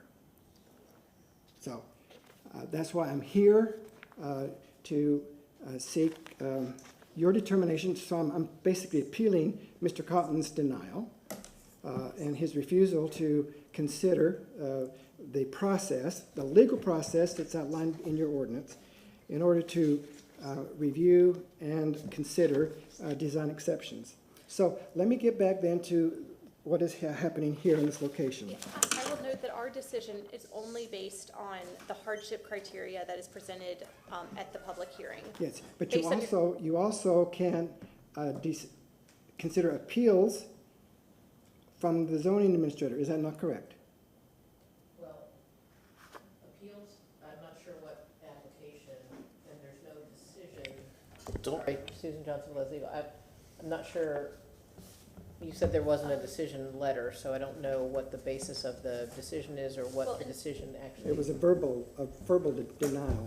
And based on what's before us, I think that we should just proceed with the request for the variance rather than the Well, appeal argument. but remember, the application has three requests. One is to appeal the zoning administrator's denial or his interpretation of this sign be located on this second frontage lot, and also to reinforce the fact that street frontage is the linear width of the property which faces the street, and that street is determined two signs, one for Manhattan and one for Gandy. And the zoning administrator refuses to consider a sign on the Gandy street frontage. We can only approve a variance for what was on the notice. And so based on the agenda that I have before me, it sounds like this variance was noticed to allow a wall sign on a lot without building frontage along Gandy Boulevard. I understand what you're saying, that your client's property does in fact have frontage along Yes. Gandy Boulevard, but let's go ahead and proceed based on a variance, assuming that what is on the request is. That request is incorrect. My application does not say anything what was reported, what she interpreted the application to be. Well, Okay. can I give it a shot? Yeah, go ahead. Could you maybe just tell us what you're asking for and why Yes. we should give it to you, and maybe we could do that? Sure. Cool. Well, she showed you this. How do you reduce it? So it's smaller, so you can see the whole thing. Thanks, John. This is what Jane showed you. We're only looking at the middle elevation, which is the south-facing wall of the building. The prior sign that was there, which I showed you, was 72 square feet. What we are proposing here only totals 46 square feet. Well within the 1.25 square feet per linear foot of building frontage, and it also meets the definition of a primary parcel, primary frontage, because the main entry are these double doors right here, and the logo above the door is to facilitate the ease of wayfinding and so forth to get into the building through these double doors. But this is the application here for these signs that total 46 square feet facing south toward Gandy Boulevard, which is a double frontage lot. Basically, that is the request. All right, fair enough. Does that complete your presentation? Is there anyone in the audience that would like to speak on this application? Seeing none. Does legal have any? Well, I just wanted to have the sign code here, and it speaks to the number of signs that can be on there. One building sign for each single occupancy parcel having street frontage, and then a corner parcel or double frontage parcel can have one sign per street frontage. So then there's also a provision for maximum allowable sign surface, which I believe is part of his request as I understand it. It's to clarify that, yes, that's correct. And it shall be 1 1/4 square feet per linear foot of building frontage abutting public street. So it's the building frontage abutting the public street. So I think if we pull back up the site plan, Jane, Okay, sure. and that might be the issue.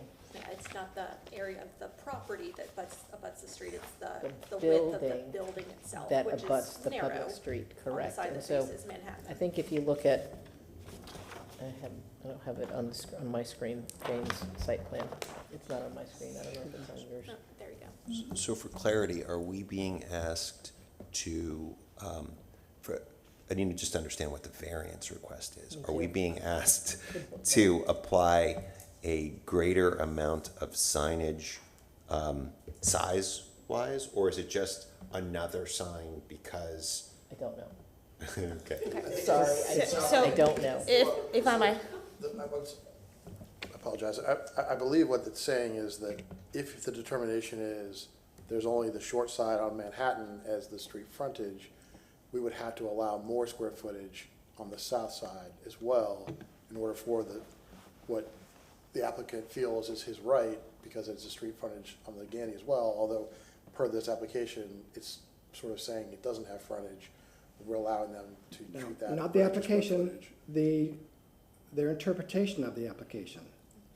So you're correct, but if you want us to rule on it, it needs to be on this. And So, and if that's Jane, what was- approved, you get what you want. What was Okay. noticed? if I may, this is what he noticed for. Wall sign variance to replace 72 square feet McDonald's wall sign on the south elevation of the building which faces Gandhi Boulevard, which was removed in the recent exterior remodel of the entire building. The 72 square feet wall sign is being replaced with two smaller signs totaling 46.82 square feet. The zoning administrator has determined that any replacement signs are not allowed on this elevation.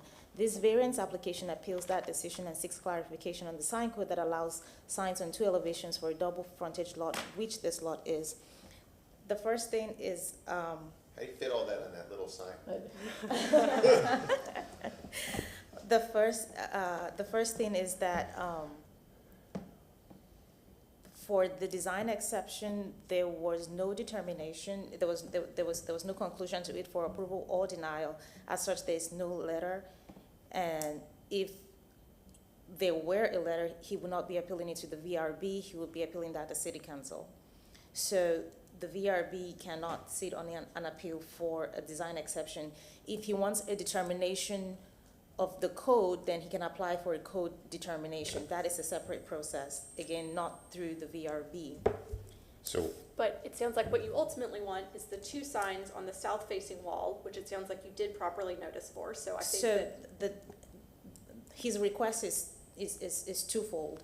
If you approve that he can have, you would recognize Gandhi as street frontage, then his request is to have that building sign. If you don't approve that, then, based on his request.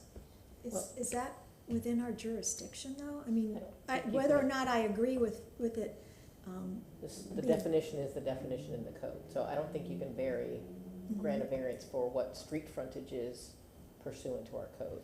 right. And I think Jane read it off, and I have got. It's pretty specific, yeah. So the real question, and the question I think we're all asking is, okay, if we want to grant this, how do we do that? What would we want us, what are we giving in the granting of it? In other words, are we just saying to allow a wall sign on a lot without building frontage along Gandy Boulevard? Is that sufficient? Or do we need to talk about square footage of signage? I think we need to talk about square footage of signage, because the maximum allowable sign surface for each building sign is 1 1/4 square feet per linear foot of building frontage abutting public street. So, just to make sure that we are above reproach on this, I think that I agree that it makes sense that we confirm that we are granting, should we be inclined to grant this, two signs, 46 point something square feet. Do we know how much square footage they currently have? I don't, and I don't know what the linear feet. Well, it's gonna be tied to the site plan, right? Correct. So I don't know what the linear feet of building frontage abutting the public street is on either the west side or the south side. So I you don't want- think they have any linear footage abutting the public street on the south side. It does not appear, Yeah, there's a bank between them and the, can't, they're not abutting the public. yeah, Well, but the I mean, if he driveway wants the is signs. drive area is their property. Yeah, but it's not, it's sounds not, like- it's not a public street. Public street. It sounds like the zoning administrator has taken the position that the south sign does not count for, or the south side does not count for signage purposes because It's not a corner lot. It's Yeah. not a corner lot. and Well, It's a weird, but It it's says an double oddly, frontage. it is a frontage. Keep on reading this, keep on reading. It says corner lot or double frontage lot. This is a double frontage lot. It gets two, sign on each street frontage. That's what it says. But the definition of street frontage is linear, and this is not linear, this is, Do you know how wide the building is that faces Manhattan? Manhattan? I see why the park Okay. makes sense. Facing Manhattan, Mm-hmm. There's a 200 or not. 39 feet. So, And then the distance going east and west on the south wall is 98 feet. Based on So- the zoning administrator's interpretation, you're entitled to 48.75 feet. so Square sorry, feet. No, we're entitled to 98 times 1.25. if you're using both sides of the building. No, just the south side, Okay. just the south The side. south side doesn't. you mean the west side? No, the west side faces Manhattan. Yes. It has its own, So you're entitled to that from the yes, zoning administrator? without a variance. The That's zoning correct. administrator is saying you're not entitled to the south side because he does not see it as a double zone or a double. It doesn't frontage lot. consider it a double lot, So- double frontage lot. So let's, for the purposes of this hearing, you want to have extra square footage and a sign on the south side of the building. Correct. So let's put aside the fact that you disagree with the zoning administrator, take for what that is. You need to ask us for that and explain to us why. I'm looking at the Google Maps. I understand when you pull in where your sign is on Gandy, you pull in, there's a gray building back there. It could be a warehouse, it could be a competitor, it doesn't say McDonald's, you can't see it. I understand why you would ask for that, it's perfectly legitimate because when I pull in, where do I go? I see that I'm entering off of McDonald's, but where's the McDonald's at? It's a wayfinding issue. So ask for that, and I'm inclined to grant it for you. Help Give you us what you help- want. help us help you. Help us move this along. Yeah. I want to give you what you want. I don't care about your rift with the zoning administrator. Okay, fine, I thank assume you. he's And correct. then I think the Ask board for would what you also, I'm sorry, would also need to determine the maximum allowable sign surface Well, that's because, what I was trying to figure out. So according to the site plan that we were just shown, if I'm reading it correctly, you have 150 feet of frontage on Manhattan. well, there's No? building frontage? No. Oh, land, it's the it's not 40 this, it's not this, It's the 40 feet. It's the short side of the building. it's On not Man, the, I'm sorry, I meant. but I thought it was for the property frontage. And it's the building. No, it's building frontage Building abutting the frontage, public excuse me. street. Oh, okay. I think I figured this out. When can I make a Okay.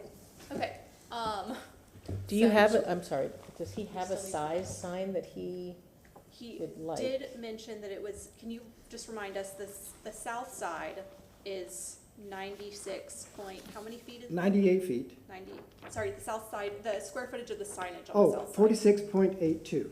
46.82. The McDonald's logo, or the McDonald's channel letter sign is, Square. the McDonald's channel letter sign is 32.82 square feet, and the McDonald's logo directly above the entrance to the building is 14 feet, a total of 46.82 feet. They are allowed 170 or 122.5 feet. Stop. Yeah. Well, right now, you're not allowed Not anything. anything. You're asking us to allow you something. Let us help you with this. Thank you. Okay, so are there any other questions from the board? Seeing none. Oh, wait, I do have one, I'm sorry. Signage, this is something that the franchise requires, the remodeling, this is something that is required by the franchise? Yes, and they Great, have, thank you. they rebranded all the signs. Got it. Yeah, to me. Awesome. You have 5 minutes for rebuttal, should you choose to use it. I don't need it. Okay. All right, I'm going to close the public hearing and open it up for discussion or motion from the board. Yeah, I'll make a motion. Just to say that I think that the remodel looks great. It's definitely an improvement on it. I totally get from looking at it why you'd want to have signage on that side so you can see from Gandy. So with that in mind, cheat sheet. I would move that the variance request for case VRB 23-40 for property located at 4818 South Manhattan Avenue be granted as depicted on the site plan presented at the public hearing for a sign on the south side of the building, or two signage on the south side of the building, not to exceed 50 square feet. And is that a condition? Can I- Well, because Or as depicted on the site plan. As depicted on the site plan, not to exceed, I want to, you know, if someone measures it slightly differently. 46.82, just give him what he asked for, because that's what he knows. Okay, as depicted for 46.82 square feet. Based upon the application presenting competent and substantial evidence in the record in the public hearing for an unnecessary hardship, or practical difficulty, difficulty when considering the five hardship criteria set forth in section 27-80 of the city code. Specifically that you cannot see the building from the Gandy entrance, and from a wayfinding for the public use, it makes sense. Second. Not cheap. Okay, second by Ms. Walrap. All those in favor say aye. Any opposed? Seeing none. Thank you Variance very much. Congratulations. Thank you, gentlemen. All right. Break. Are you good? Okay, let's keep going then. Yeah, let's do this. A lot of rings.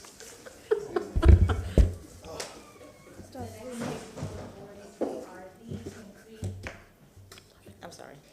The next case before the board is VRB 2346. Oh, sorry, we're skipping this one. Yep. All right. 43. Yeah, the next case is VRB 2343. This is addressed at 2606 West Powhatan Avenue. The property owner is Rodolfo Avalos, and this is zoned RS50 residential single family. And the variance request is to reduce the rear side yard setback from 3 feet to 0.8 feet for an accessory structure. And the code section in reference is section 27-290 that has the accessory structure setbacks at 60 feet for the front, 3 feet on the side, and 3 feet on the rear. This is the site plan that the applicant has provided, showing us the existing the existing conditions on the property. This is a single-family residence, and this is the accessory structure in question, with the side setback to the west being at 0.8 at its narrowest. Ms. Madhu, we're not seeing any of this on our screens, just so you know. Okay.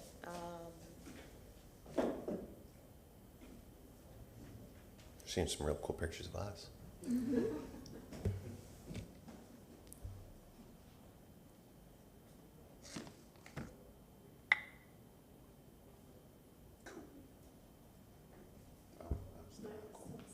No. We're watching ourselves up here.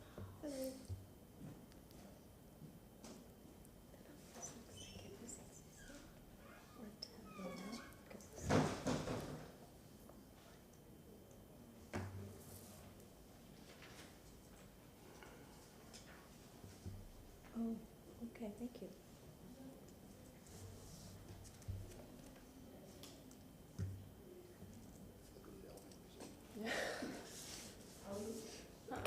Mm-mm. Not yet. Is it like a Friday the 13th you didn't know about or something like that?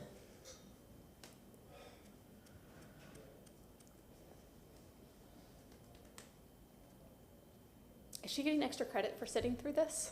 She is. She should. Oh, yeah. Like a civics lesson. Oh, definitely.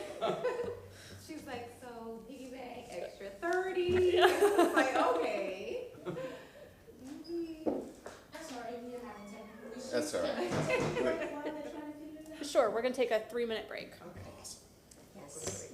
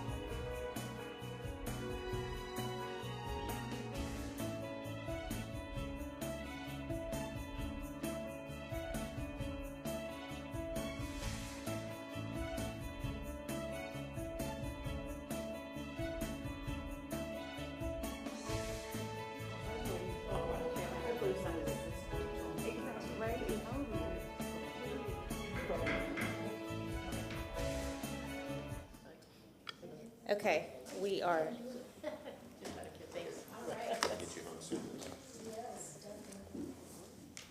We are back in business. The next case before the board is VRB 23-43, and the property owner is Rodolfo Avalos, and this is addressed at 2606 West Powhatan Avenue, zoned RS50 residential single family. The variance request is to reduce the side yard setback from 3 feet to 0.8 feet for an existing accessory structure. And the code section of reference is section 27-291A that has the setbacks for accessory structures at 60 feet from the front, 3 feet on the side, and 3 feet on the rear. This is an interior lot in the USF Institutional Planning District. This is the site plan that the applicant provided, showing us the subject property with the existing conditions. And in the southwest corner of the properties where we have the accessory structure that is the subject of this variance request. And at its narrowest end, that side yard setback is at 0.8 feet. This has active code enforcement complaints, one for work without permits and one for tree removal without permits. Natural Resources reviewed them and found them inconsistent with the following comment. There's currently an open complaint for removal of trees without a permit. It looks like the case has had an arborist uploaded but is still open. Contact code enforcement to resolve the case. This was reviewed by Right of Way and found consistent with no comments. Reviewed by Transportation and found consistent with no comments. Reviewed by Zoning with the following comments. Zoning finds the request inconsistent with code. The structure has no allowance on the west side for eaves and gutters. There is no buffer between the neighbor's property, which has implications for privacy. Additionally, maintenance of that side of the structure without encroaching on the neighbor's property will be difficult. We received no letters of object or support for this variance request. In the determination of the variance request before you, the board shall consider section 27-80 as the criteria for the approval or denial of the variance request. If you have any questions, I will be available. All right, is the applicant here this evening? All right. Come on up, and just a reminder to state your name, address, and confirm that you've been sworn. Hello, Elizabeth Ortiz, and I am translating for him. Rodolfo Ábalos, 2606 West Powhatan Avenue, Tampa, Florida, 33614. And just to confirm, are you Both a, sworn in as well. sorry, are you a city interpreter? Okay. So she can tell us her name and what she's wanting to. And are you, what about the ad? Okay, what if she's an agent for the applicant? No? What's your name, ma'am? Elizabeth. She need to fill out a form or something to be an agent for him? Well, that's essentially what I understood they were saying, is he's gonna be there to talk, but she's gonna present it for him. She is on the, she signed well, on, that's good. she has, there's an affidavit. That's good enough. Yep. Good enough. It's been a while. Okay, sorry to interrupt. Name, address, confirm that you've been sworn. Yes. Oh, his again? I got sidetracked with. Rodolfo Ábalos, 2606 West Powhatan Avenue, Tampa, Florida, 33614. And we've both been sworn in. Okay, dilo. So you have 10 minutes, Okay. even with the Solo que te quería translation. Lo que quiero es pedir que la estructura la quiero para un niño deshabilitado, quiero hacer un gimnasio para él, y porque el seguro no me cubre los tratamientos con él en la terapia. Oh, because of insurance doesn't cover his child's therapy that's disabled, he wanted to go ahead and build like a little small gym so that they could do the therapy at home. Okay, so just a reminder that, well, granting a variance requires a hardship that's tied to the property. It can't be personal in nature. Okay, so no puede ser nada que sea personal lo que estás hablando. So básicamente es lo que ella te está explicando. Okay. Para la varianza de la casa. Okay. Okay. If you could tell us what's unique about the property that requires this variance, that would be helpful. Okay. Entonces, ¿qué es lo que significa la propiedad que requiere que necesita un gimnasio? No entiendo la pregunta, ¿cómo es? ¿Qué significa de la propiedad que requiere que te necesita un gimnasio en esa parte? Que yo lo necesito para mi niño. Okay. Pero de la propiedad, Sí. ¿cómo puede ayudar en tu hacer eso? ¿Cómo me puede ayudar? Claro que puedo atender a mi niño y puedo atender a otra persona que lo necesite, que sea del neighborhood, que tenga algún niño que tenga problemas, yo lo puedo atender. He said aside from just being aside from the personal, if anybody in the neighborhood would actually need it or the other kids, that he could actually let them also use that part of the house. Okay. If that answers your question. Maybe another way to put it is this. So the hardship that's being requested, the variance that's being requested is to go, instead of going 3 feet from your side yard, to go 0.8 feet. So lo que está If you- explicando es que si bajes lo que tú estás pidiendo, es que ir de 3 pies a 8 pies. If you Lo can que explain entiendo to es- us why it needs to Es lo que be quiere saber 0.8 por qué. instead of 3, De punto as 3 associated with the property. Porque ya la estructura está hecha a punto 8. Ya ¿Por estaba qué ahí. la Sí. tuvo que poner en esa situación y a esa distancia? I'm sorry. Sorry, no, we can't do that because everybody else can. Okay, all right. I was gonna say, all I asked is, why does it need to be there, and why does it need to be so close to the property line? Okay, ¿por qué tiene que estar ahí y por qué tiene que estar tan cerca de la propiedad? Okay, I go back and Porque ahí forth fue donde in the quedó, language, it porque en el doesn't lado mean- derecho está lo que es esa casa no tiene driveway. So the house Y doesn't ese es have a el parqueo. driveway. Y ese es el parqueo de los carros. Entonces, esa estructura está ahí hace tiempo, de metal. So that structure was already there, from metal through the driveway. So eso estaba ahí antes que tú. Okay, so that was already there prior to him buying. Entonces, Oh. Okay. Okay, is there anything else you would, we'll have a chance to ask questions. But is there anything else that you would like us to know, or maybe any pictures to show that would help illustrate your hardship? ¿Tiene cualquier foto que la pueda ayudar? ¿de dónde está el lugar? ¿De dónde está? Ujú. Sí. Esta es la foto que tengo, bueno, la única foto que tengo. Es eso, ¿eh? Lo puedes poner ahí. Es una estructura de metal. Can you see it? Or should Mhm. it a Yeah, little we- bigger? Yeah. Bigger. Yep, I mean, that's good. Okay. Okay, so does that complete your presentation? Yes. Eso todo Ok, lo que dile que tiene. tengo la carta del neighbor que Oh, está- we also have a letter from his neighbor. Here.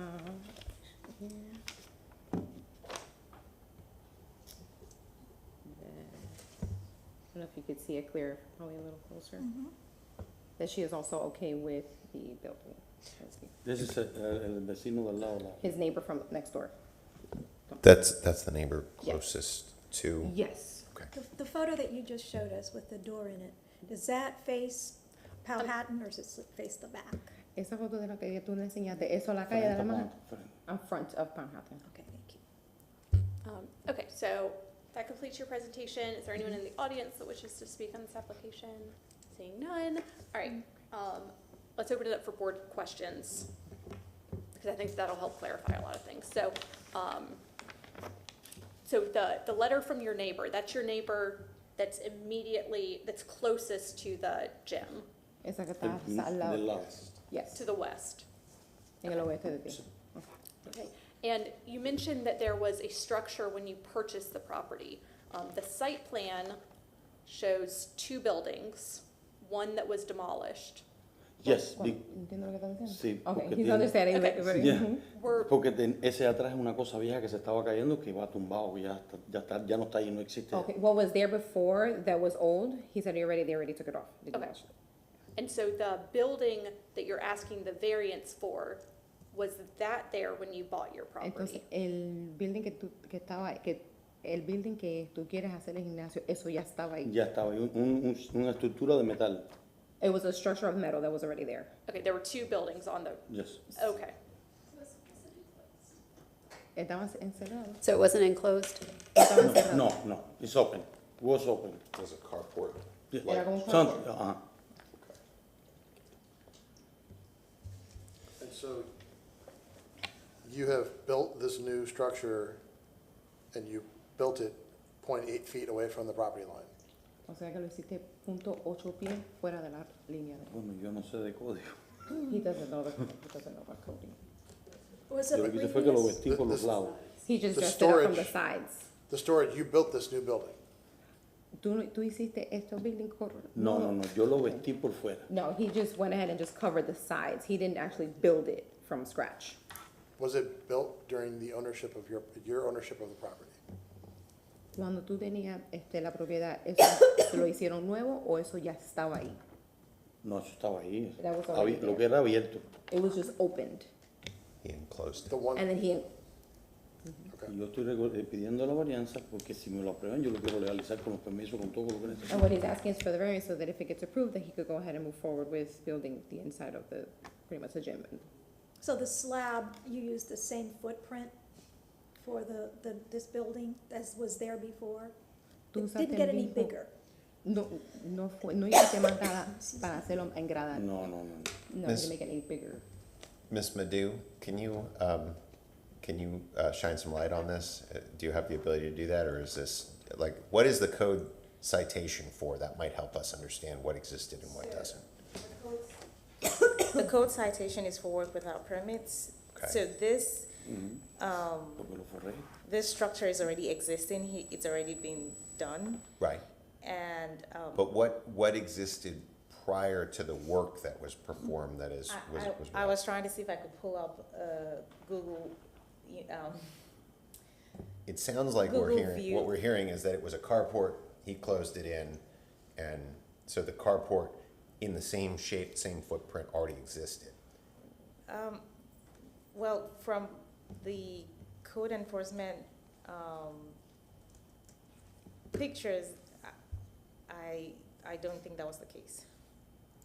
We don't really have, in our packet, we have no pictures. Right, because it's a different, I'm trying to see if I can pull up, because what they had in their code enforcement case were a few pictures from Google Maps that showed that there wasn't any structure there previously, and at this point, we do have a structure there. So I guess the burden of proof would be on the applicant, if he can show pictures of what it was before he enclosed it. ¿Tiene fotos cómo se veía antes que lo... No, no. He doesn't have any photos. Because at this point, there is a fence that separates the existing home and this accessory structure. Does that have a date? So, this is the property, and he has a fence that Era largo runs completo por acá hasta acá. Era así completo. through this Y yo lo que hice fue que le corté el pedazo portion correcto. of the property that separates the home from the accessory structure. So this is almost like its own thing. Yeah, I was gonna say, what is the connection to It's a the, different lot? I don't see any connection from the property where the residence is in to this storage shed or gym, whatever. That's why it's freestanding. Completely freestanding. Yeah, which is why it gets to be 3 feet. No, but I mean, there's no, it's a fence between them, not that they're touching, that the structures are touching. They're not even on the same piece of property, like, Okay. Right, I don't have any other questions. Does anyone on the board have additional questions? That looks like that's the neighbors, not theirs. All right, seeing none, I am going to close the public hearing and open up, or sorry, you have 10 minutes or 5 minutes for rebuttal should you need it. No tiene color. Okay, It's what's showing it's I'm not. sorry. It looks like it's Oh. a new building. I already did that. Yeah. Okay, so I'm going to close the public hearing and open it up for a discussion or motion from the board. So I'm looking at Google Earth. It looks like the old building they show was demo that's still showing on here. I don't know what the date of that is, but it sounds pretty clear that he built a new building Okay. and he closed it. Okay, that's what we're hearing from, city staff as well. We don't have pictures to sort of go on. I think that we just have and to. it was done without a permit, so we don't have any drawings of what's there. Mhm. How is the roof constructed? How's it held down? permitting will deal with that. I mean, if, yeah, hypothetically, if we were to approve, permitting is gonna go in there and say, you gotta fix this, you gotta fix this, you gotta show us what, how this was built, how, that it's structurally sound, right? That's typically what they would do.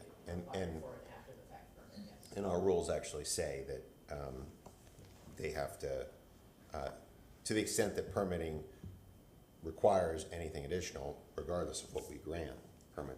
No, I Gonna get- understand that, but if it was really deficient, it wouldn't be that difficult to change it if you needed to.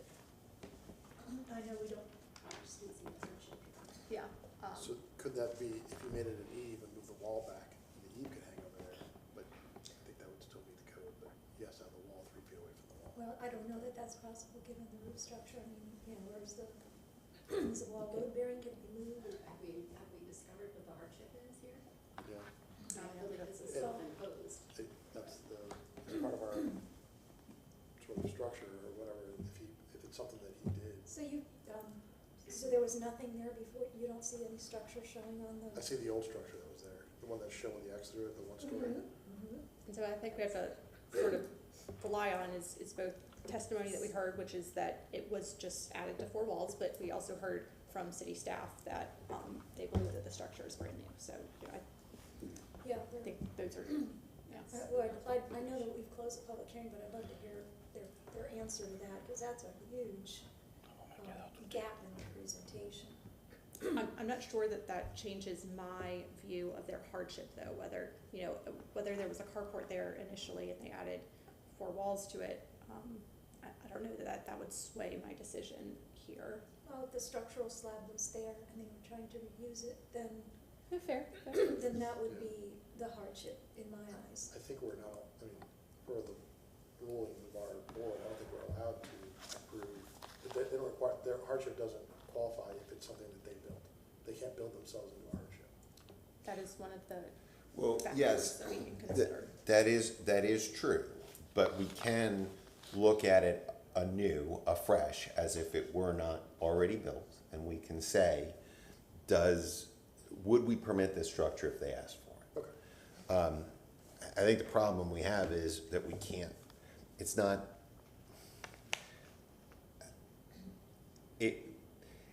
I can't see a reason why it needs to be 0.8 instead of 3, right?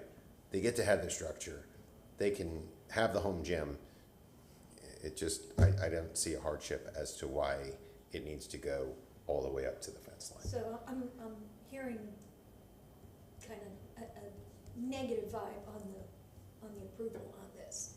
Would it make any difference if they brought us additional information that perhaps a slab was there? I mean, Yeah, see, and that's a great point. If this is definitely an existing, long-standing carport, and all they did was put some walls on it, to me, that's, the neighbors and everyone else already knew about it, was comfortable with it. To the extent water's running off that roof and onto neighboring property, they've dealt with it for time. right. So yes, that would make some difference. So do we want to give them the opportunity to, or can we give them the opportunity to? You can ask them if they would like to, I think I heard the agent say that he doesn't have any pictures, so I don't know if that was what you'd be looking for, or. Can I ask them? Sure. We need to open the public hearing. Okay. Motion open the public hearing? Motion by Mr. Reopen Feldman. public hearing. Seconded by Ms. Powers. Okay, gonna reopen the public hearing. Okay. When you were building this. Turn your mic on. You didn't take any. Oh, your mic. I'm sorry. You didn't take any photos of your house before or after, you know, we were having a kid's birthday party and they're outside, you're having a picnic. You don't have any photos of what was there Puede ser que before. lo tenga, tengo que chequear. He said he might have, he just has to check. So what we were trying to find out is if the slab or what part of the structure was there before. He said there was a structure there and that you put the walls up. But we don't have any proof that that's what was there. Que eso estaba ahí. Ok.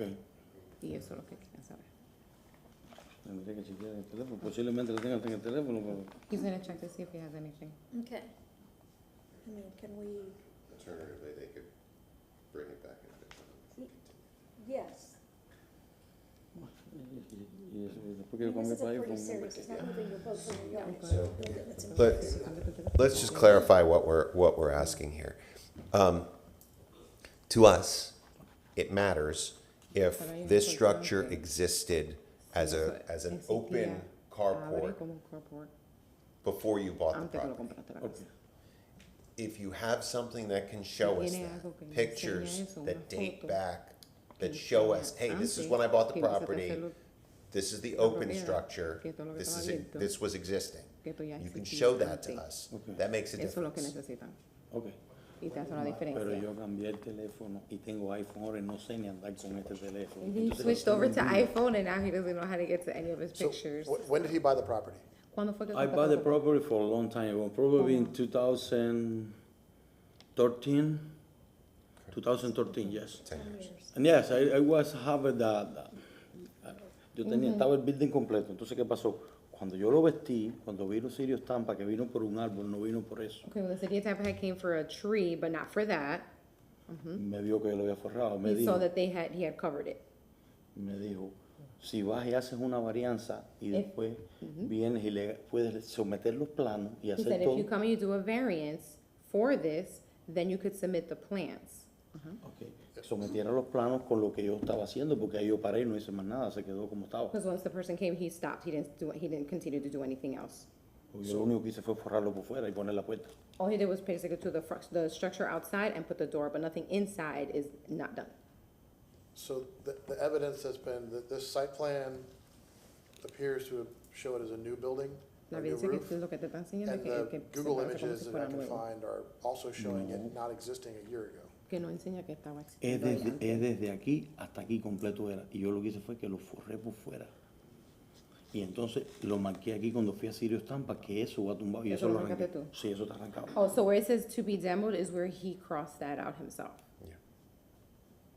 Porque eso se demolió. No, eso me lo hicieron en Sirio Estampa porque ya estaba So- demolido. Okay, so the city of Tampa had demolished that part, and that's why there's an X on there. Not him. So, esto no fuiste tú. That's okay, No. that was, No, eso estaba ahí. Esto, Okay. esto era desde No, no, aquí. eso es lo que está preguntando. Ok, no, es que no entiendo bien. Yeah. it's the one in front that is the problem. Lo que está hablando es de este storage que tú tienes. Okay, so if we were to continue this public hearing Okay. until next Pero- month, would you be able to bring pictures showing that the structure before you put the walls on it? Ok. Pues eso, pues, si puede dar ahí las fotos Las tengo cuando en el era otro carport teléfono, solo.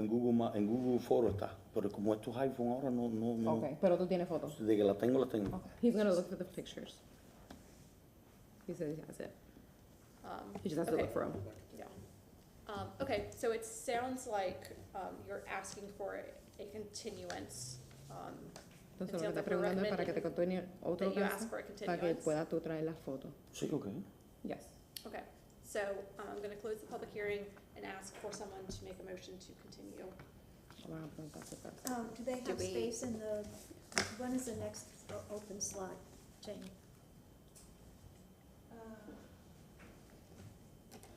Ay, yo tengo la foto, compadre. De eso abierto la tengo. Yo la tengo aquí. Oh, okay. Sounds good. Yeah, what the heck? What the? Just for discussion purposes as it relates to the continuance, for me, what I would be looking for would be proof, evidence establishing that this structure existed at the time he acquired the property, at the time he bought the property, that this front storage property, Quieren prueba. that it existed unenclosed. Sin cerrarlo. Sí. Que tú compraste. Yeah. Okay. Right. Eso es lo que él necesita, esa prueba.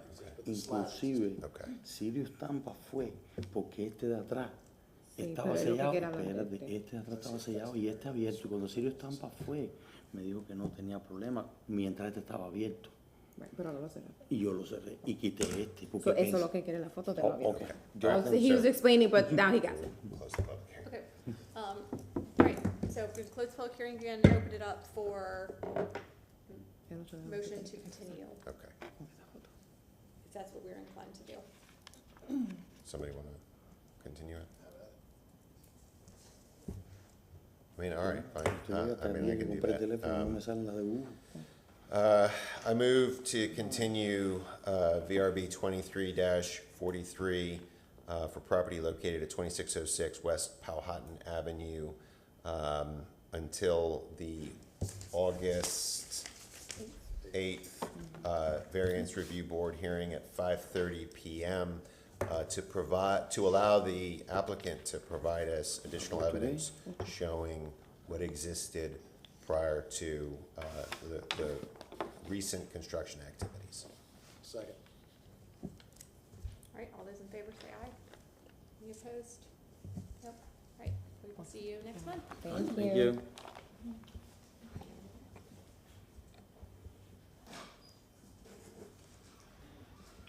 The next case before the board is VRB 2347, addressed at 118 Biscayne Avenue, and the property owners are Robert and Cala Flavin. This is zoned RS 60, residential single family, and the variance request is to reduce the rear yard setback and the west side yard setback from 5 feet to 2 feet, and the east side yard setback from 5 feet to 3 feet for a screen pool enclosure.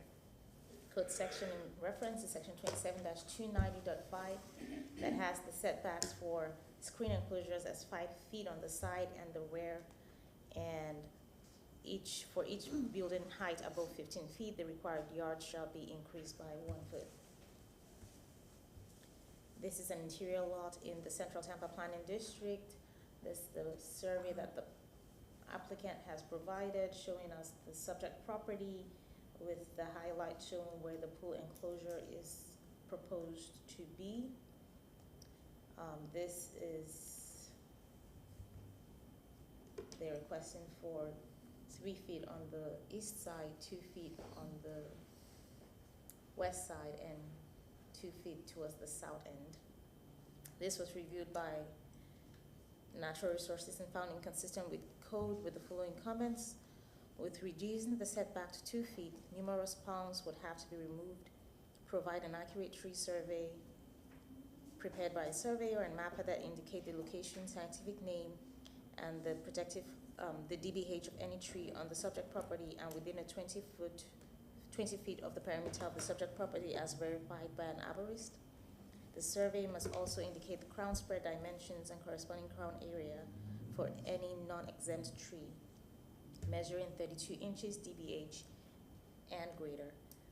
The tree survey overlay must be on the proposed site plans and have proposed improvements for both above and below ground structures and utilities. This was reviewed by right-of-way and found consistent with no comments. We have no letters of support or objection for this variance request. And these are the construction plans or the shop drawings for the proposed screen enclosure. In the determination of the variance request before you, the board shall consider section 27-80 as the criteria for the approval or denial of the variance request. Staff will be available if you have any questions. Is the applicant here? Yes.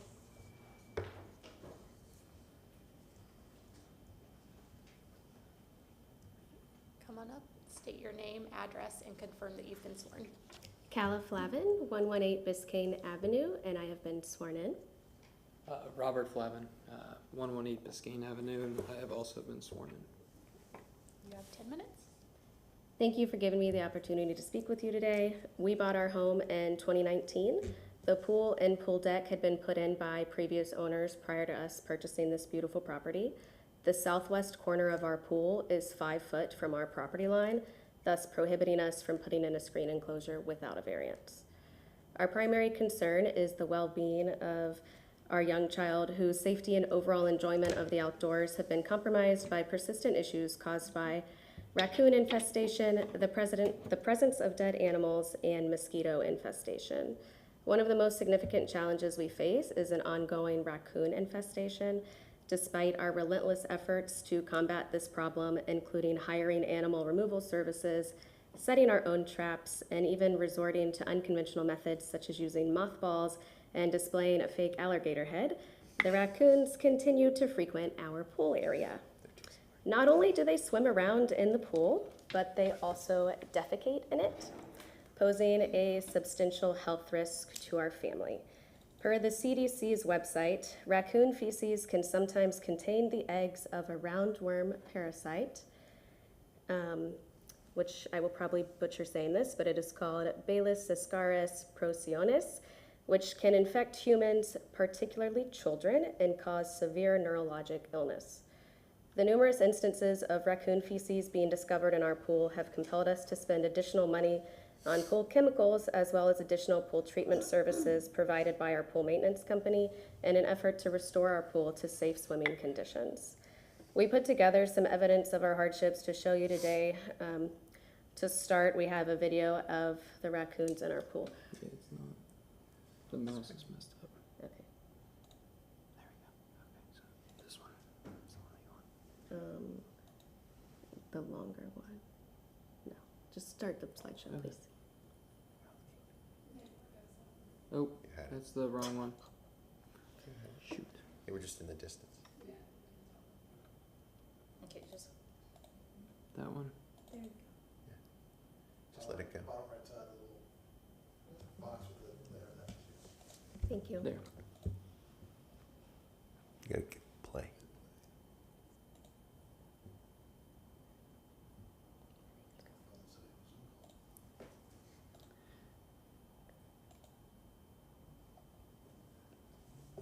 Okay, well, I don't know if that's gonna start it up. It was playing. Okay, was it? Yeah, It's hard to playing. see. The raccoons come up from the top right-hand corner of our video here. Quick time not available. So anyways, It's fine, it's fine. We have video evidence of the raccoons having a great time in our pool. They usually start, does the mouse work? They usually come over here. This is the shallow end of our pool. It's where there's actually a really nice splash pad that our toddler loves to also splash in. These raccoons, they come and play here and eat some food here, and that is also one of the places that they defecate. Then they also, there's kind of a moat around our hot tub here, and they swim around that and also defecate and leave dead animals in the hot tub and the moat area. Also, the discovery of dead animals in our pool has become an all too frequent occurrence. Apart from the distress it causes, the presence of deceased animals in the pool also present potential health hazards to our family, particularly our daughter, who may accidentally come into contact with contaminated water without our knowledge. Thus far, we have found dead rats, birds, and snakes in our pool or on the surrounding pool deck, as shown here. Full disclosure, these are some gruesome photos, but this is what we have been dealing with. So, a couple of dead rats, which we find in the pool and then have to remove, or our pool maintenance company does. Dead bird, which on the right you can see right there on the lovely splash pad. And dead snake, and like I mentioned, we did hire wildlife services to catch the raccoons. All we caught was a possum. I caught that. So Oh yeah, that proud was of that. Yeah. not what we were trying to catch, because we haven't seen them swimming in our pool. But that's just one of the examples. Additionally, our backyard has become infested with an excessive mosquito population. The relentless attacks from these insects make it nearly impossible for us to enjoy our outdoor space. We tried to combat this issue with a monthly mosquito spray service, but it didn't work. We were still constantly bitten by mosquitoes whilst paying for that service. We also used conventional bug repellent, but to no avail. And just have pictures of our daughter here. Unfortunately, she has a bad reaction to mosquito bites, so just trying to, play in our backyard with her. This is what she gets. They even get her on her little face, which is just pitiful to see. If our variance is approved, we'll be able to install a much-needed screen enclosure around our pool. This enclosure will serve as a vital barrier, effectively preventing raccoons and other wildlife from accessing our pool area. The screen will not only eliminate the risk of fecal contamination, but also serve as a barrier to the mosquitoes. We have exhausted all reasonable measures to address these hardships, investing significant time, effort, and financial resources. Yet despite our best efforts, the challenges still persist, hindering our ability to enjoy a safe and healthy outdoor environment. On behalf of my family, thank you for your time and consideration on this matter.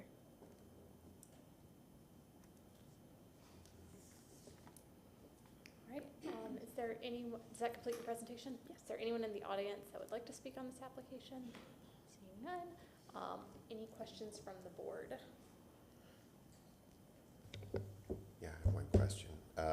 So I'm sorry, you said, well, probably more than one question. You said your pool deck is 5 feet from, The southwest corner of our pool is 5 foot from the property line, which you could see obviously on the survey and then on this PowerPoint as well. It's Okay. this corner right here, that is exactly 5 foot, which apparently was the code to put in the pool when the previous owners put that in. Right. But that's also the code for screening it in. And we do, just to note, we have exterior deck jets that again were pre-existing along this side Which the right plumbing, here. yeah. that's what I needed to hear. Yeah. Okay. that's what I- Pre-existing exterior plumbing, yeah. Okay, so outside. that's why you need to push the screen back Yes. to the location. Because yes, when the contractors came out, they were like, if, first off, it'd be right at the corner of your pool, and then your deck jets would not be Okay. enclosed. Thank you. That's what I was getting at. That's what I needed to understand. Why can't it go right up to the pool deck? That's the explanation. Thank you. Thank you. All right. Any other questions from the board? Seeing none, you have 10 minutes for rebuttal if you need it. Nope. All right, I'm going to close the public hearing and open it up for discussion or a motion. Pretty cut and dried. You've got my motion material. I'll make the motion if you want, please.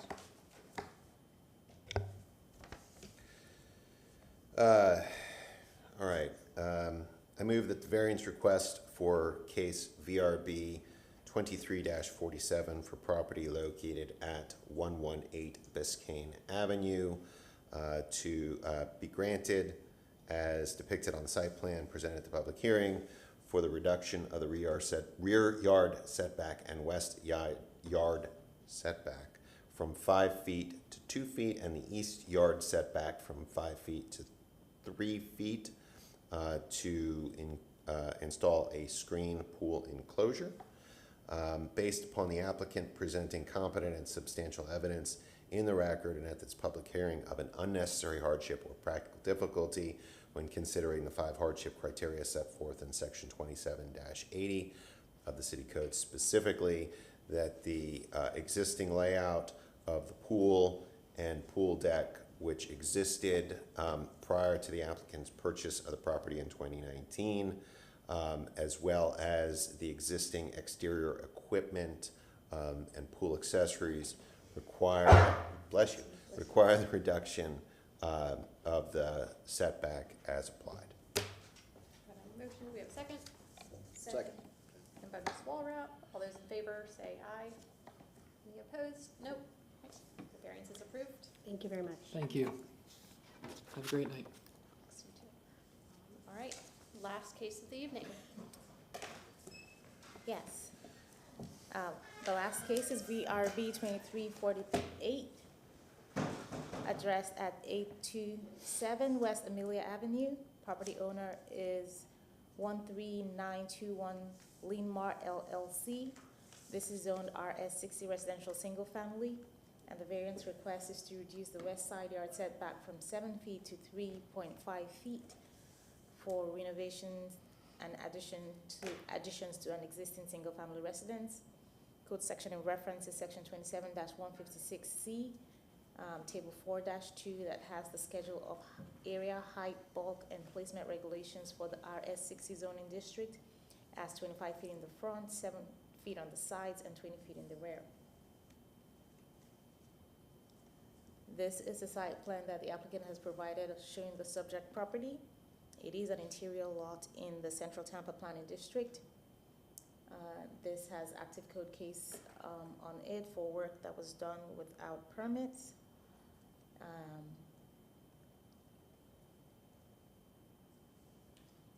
This is a site plan showing the existing home. The existing home was already outside the side yard setback. This is the proposed floor plan for the new additions and renovations. This was reviewed by Natural Resources and found consistent with conditions with the following comment. The building is staying in its existing configuration. No trees look to be in the work area. This was reviewed by right-of-way and found consistent with no comments. Transportation reviewed and found them consistent with no comments as well. We received no letters of objection or support for this variance request. These are the pictures that the applicant has provided showing us the existing home. This would be to the rear of the property, I believe. And this is showing the side of the property where it extends into the side yard setback. In the determination of the variance before you, the board shall consider section 27-80 as the criteria for the approval or denial of a variance request. If you have any questions, I'll be available to answer. All right, come on up. State your name, address, and confirm that you've been sworn, please. Eileen Danner, 6040 West Linebaugh Avenue, Tampa, Florida, and yes, I've been sworn. As you can see, I hope I'm going to make this as brief as possible.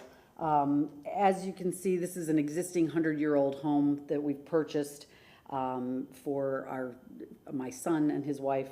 The plan is to take this back portion of the, it looks like a shed roof off, and restructure this wall to accommodate new trusses for the new layout. We were mandated by the building department that we get a variance to restructure that wall and put windows in it and to raise the height of it. So that's it's basically it. We're not making the footprint any bigger. The addition is on the other side where we meet setbacks. Okay, does that complete your presentation? Unless you have any questions, yeah. All right. Seeing no one in the audience, I'm just going to open it up for board questions. So just to confirm, so we see that sort of jut out where, maybe there's like a bay window or seat or something. Yes. That's the encroachment that you're asking? No, no. Let me show you. Do you have the site plan? I have it. Can you pull that up for me, please? That's existing and it's not being touched. That portion of it is not being touched. If you look on the site plan, the last 15 feet of the back of the house is it's probably, you can see here even better. It's like, may have been like a Florida room at some point. And so this is all getting torn off, and it's going to be put back exactly where this is here to this portion, and then there'll be the additional come out from there. But we're going to put full height trusses there. So this wall here has to be brought up to full height. And because we are restructuring that wall, it requires a variance. Okay, because the current house encroaches into the side setback, and it's also like the angle of the property is a little bit curved. It's not. No, I don't think that drawing shows it correctly. And we had another survey done. The actual house itself is 5'10", and I don't have a copy of it yet. He couldn't get it to me in time. The actual corner of the house is 5'10" from the property line. The fence is the property line. The overhang of the roof is 3'7", and that's the way it sits. Okay, so just to be clear, the property is a rectangle. It's not. Correct. Okay. Correct. But nevertheless, the existing location of the house encroaches into the setback, and so in order to rebuild the back, to make it make sense, and it's just going to be a straight wall, you're going to have to continue to encroach. Right. Okay. We just want to put it right back where it is. Got it. Is what we're doing. Okay. Yeah, this one feels like they were built with a 5-foot setback, and now they changed the zoning on them. Yeah. Or surveying 100 years ago, which is not quite as accurate as it is now. Okay, any other questions? Any other questions from the board? No? All right, you have 5 minutes for rebuttal should you need it. I'm good. Okay, I'm going to close the public hearing and open it up for a motion. All right. We only have one cheat sheet amongst us. I move that a variance request for case VRB 23-48 for property located at 827 West Amelia Avenue be granted as depicted on the site plan presented at the public hearing. to reduce the west yard setback from 7 feet to 3.5 feet for a renovation and additions to an existing single-family home and residence based upon the applicant presenting competent and substantial evidence in the record and at this public hearing of an unnecessary hardship or practical difficulty when considering the 5 hardship criteria set forth in section 2780 of the city code, specifically that this is an existing 100-year-old home that was already existing in the setback, and that the same footprint will be utilized for the renovations. And I want to make clear, because I don't think I said this, that the renovation and existing single-family residence is with an encroachment for eaves and gutters. Okay, motion by Mr. Feldman, is there a second? Second. Second by Mr. Foltz. All those in favor, say aye. Any opposed? No. Congratulations, your Thank you. variance is approved. Thank you. All right, and I will close the public hearing.